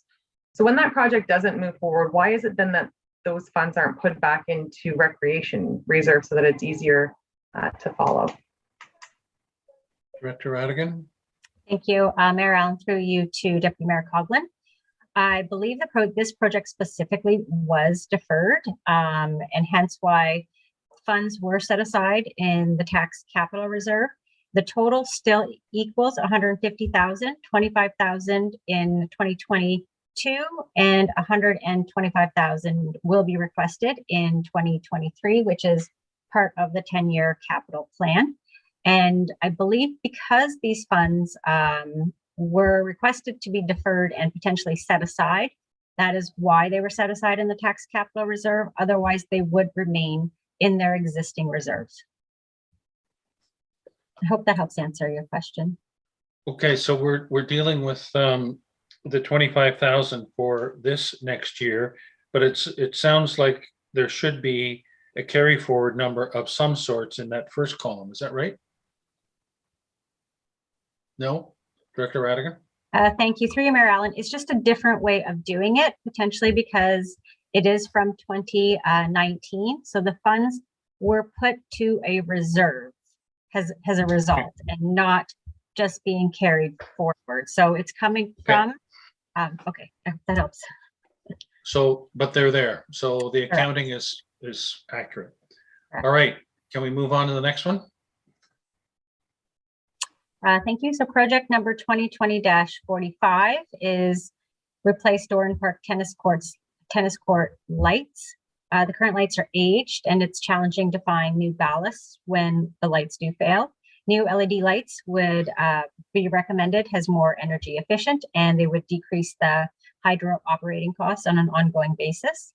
The cost of this project is $75,000. A portion of it is funded through the tennis facility reserve and the tax rate stabilization reserve. Any questions? Okay, moving on to IT. Thank you. The first IT project is project 2022-43. It is being requested by the fire department for a fire department management dispatch system. Springwater Fire and Emergency Services is dispatched by Barrie Fire and Emergency Services. The current firehouse software that both departments utilize to link with the computer-aided dispatch program is no longer supported, and hence this project will look at replacing that system. The cost of the project is $20,000 and it's to be funded from the fire reserve. Any questions? Next. Thank you. Project 2022-44 is for a human resource information system. The People and Talent Department is currently relying on Excel spreadsheets and manual entry to maintain data and employee records such as training, performance, recruitment, benefits, and other information. New HRIS software would create opportunities to automate tasks and provide more accessible and reliable data for all functions of the People and Talent Department. The cost of this project is $42,872, and it is being funded through a grant, which is the Municipal Modernization Program, number 2 and the first one. Any questions? Next. Project number 2022-45. The Finance Department is requesting this project for QuestGov budget book and caseware integration. Currently, the Finance Department is responsible for the preparation of the township's annual operating and capital budgets, as well as the financial statement preparation. The department is requesting a financial software to aid in the preparation and maintenance of the operating budget, capital budget, and year-end PSAB financial statements. The 2022 budget, which you see this year, was produced using existing QuestGov software that we do own. However, the township did not purchase the QuestGov budget book and caseware integration portion as a part of this process. The addition of the software will provide additional financial assistance in terms of graphics, charts, tables, and narratives as part of the process, and it'll reduce the amount of manual entry currently required by staff. The integration of caseware will also provide additional financial statement support and give the township more control over the financial statements, potentially reducing the audit fees in the future. The cost of this project is $101,421, and it is fully funded through the Restart funding. Staff have gone through and requested additional grant funding through Municipal Modernization Intake 3.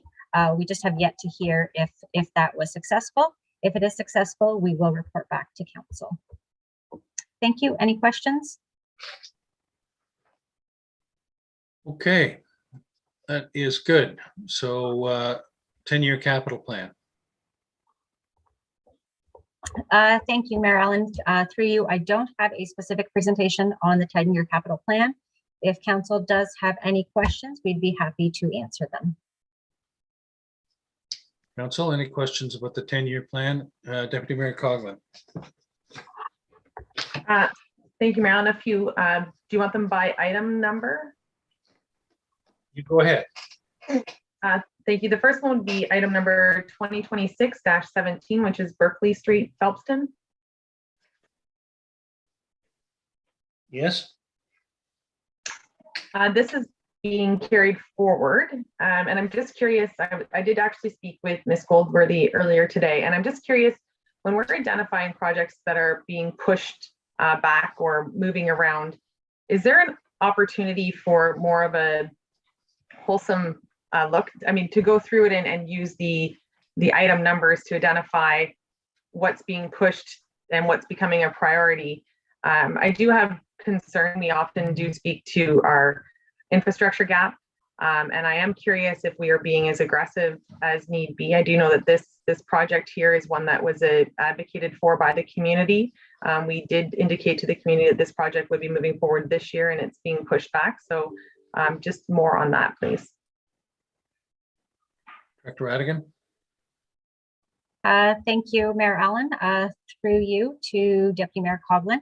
I would have to refer this to General Manager Romdeo in terms of why it's being pushed out, but the funding is in 2023 to becoming his gas tax funding.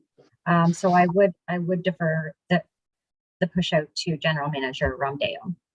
General Manager. Sure. Thank you, Director Radigan. Through you, Mayor Allen, to Deputy Mayor Coughlin. The evaluation for this particular one was based on the condition, but also to allow us to do a more in-depth investigation about the water mains in the area. Currently, there's no water on Buckley. So what we are evaluating is whether or not we can loop the water main on Buckley to provide a more robust system within Phelpston, and at the same time provide water supply to those residents on Buckley. So it is partially because of the work that we need to do for that water assessment, combined with the feeling that the condition of the road can hold up another year or two, that inform the decision to push it out by 1 year. Follow on. Thank you, Marilyn. And just to follow on to that, so I understand that it's being pushed out 1 year, but it's actually being pushed out 3. The first time that we have heard about this was 3 years ago. 2 years ago to be put in. And if we're paying this year or carryover for the 20,000 for the actual drawings of it, and then there's a year gap again between when the construction would actually start, is that what I'm to be understanding by the chart here? General Manager. Through you, Mayor Allen. I see Director Radigan had her hand up. Oh, sorry, Director Radigan. Thank you, Mayor Allen. Through you to Deputy Mayor Coughlin. I can assist with the funding and the cost side of it. So there is a carry forward of $20,000 from 2021. And I'm assuming that that project has not started. So I believe the 20,000 would be for potential design or what it may be, which would take place in 2022 with actual construction taking place in 2023. Follow on. Thank you. And again, that is the understanding that I do have, but I'm curious then, when these projects do get pushed out, and I understand, I do appreciate our asset management and the rating system that's moving forward with that. It does give us a better idea.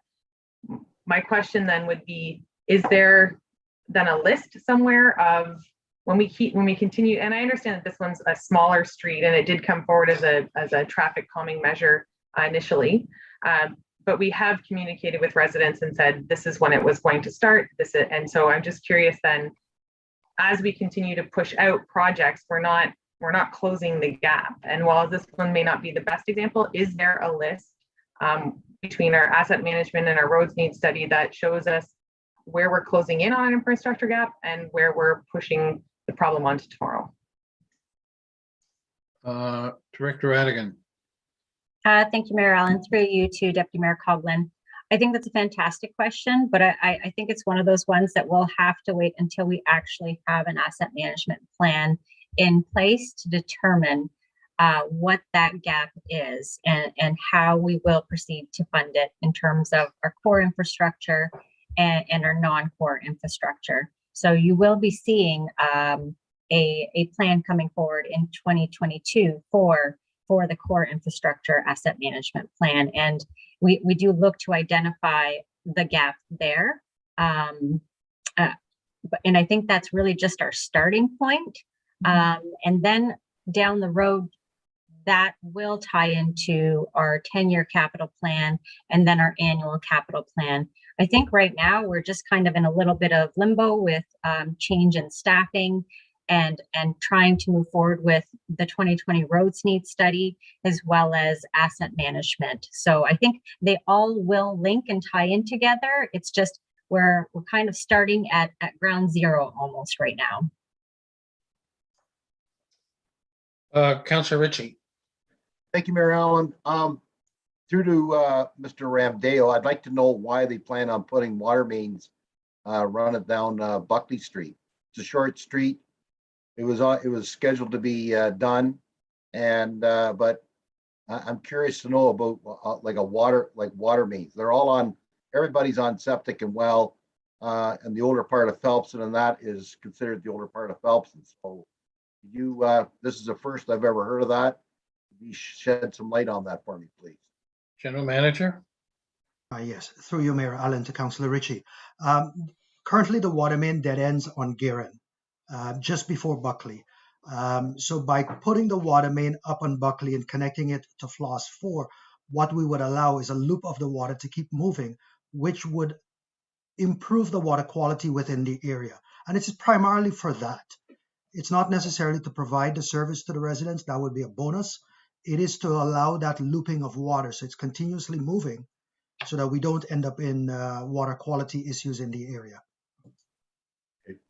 Makes sense. All on? Makes sense. No, it makes sense. Thank you. Okay. Thank you for the comment. Deputy Mayor Coughlin.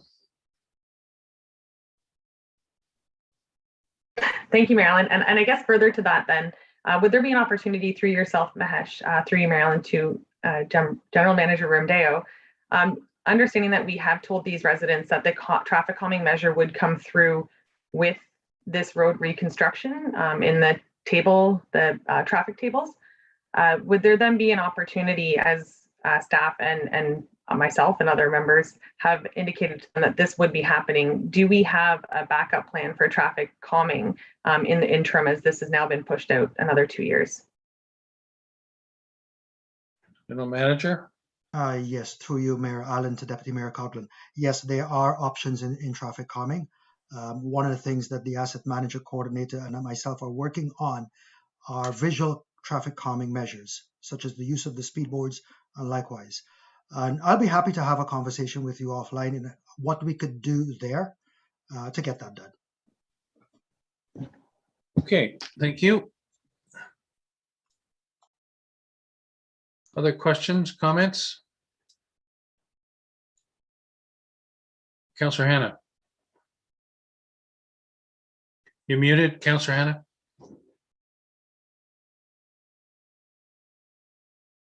Thank you, technology. A comment I want to make, I think this is a very generous or aggressive budget, given that the financial impacts that have taken place and continue to take place during a pandemic year that we haven't seen the last of. So I would suggest that there's maybe things in this that we should be further trimming, but I am concerned that we're being too aggressive, if you like, in purchasing new hires and some of the projects going forward. So I guess on the last day we'll have more constructive discussions, but I'm really concerned that maybe we're being a little bit too aggressive, giving all the financial constraints that our residents, who are actual people and are going to be impacted by this budget and other things. My observation. Thank you. All right, then for today, we have a mover and seconder for the motion at 8.1, which is the draft capital budget and 10-year plan, that the 2022 draft capital budget and 10-year plan be included for consideration of the final draft of the 2022 budget.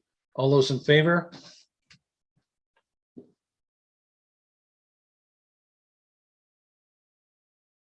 That is carried. Thank you. And can I have a mover and seconder to recess this session? Councillor Moore and Deputy Mayor Coughlin, that the special meeting of the Township of Springwater does now recess at 6:05 p.m. to resume again December 16th, 2021 at 5 p.m. All those in favor? That is carried. Thank We you. use the same link for the meeting at 6:30, Mayor Allen?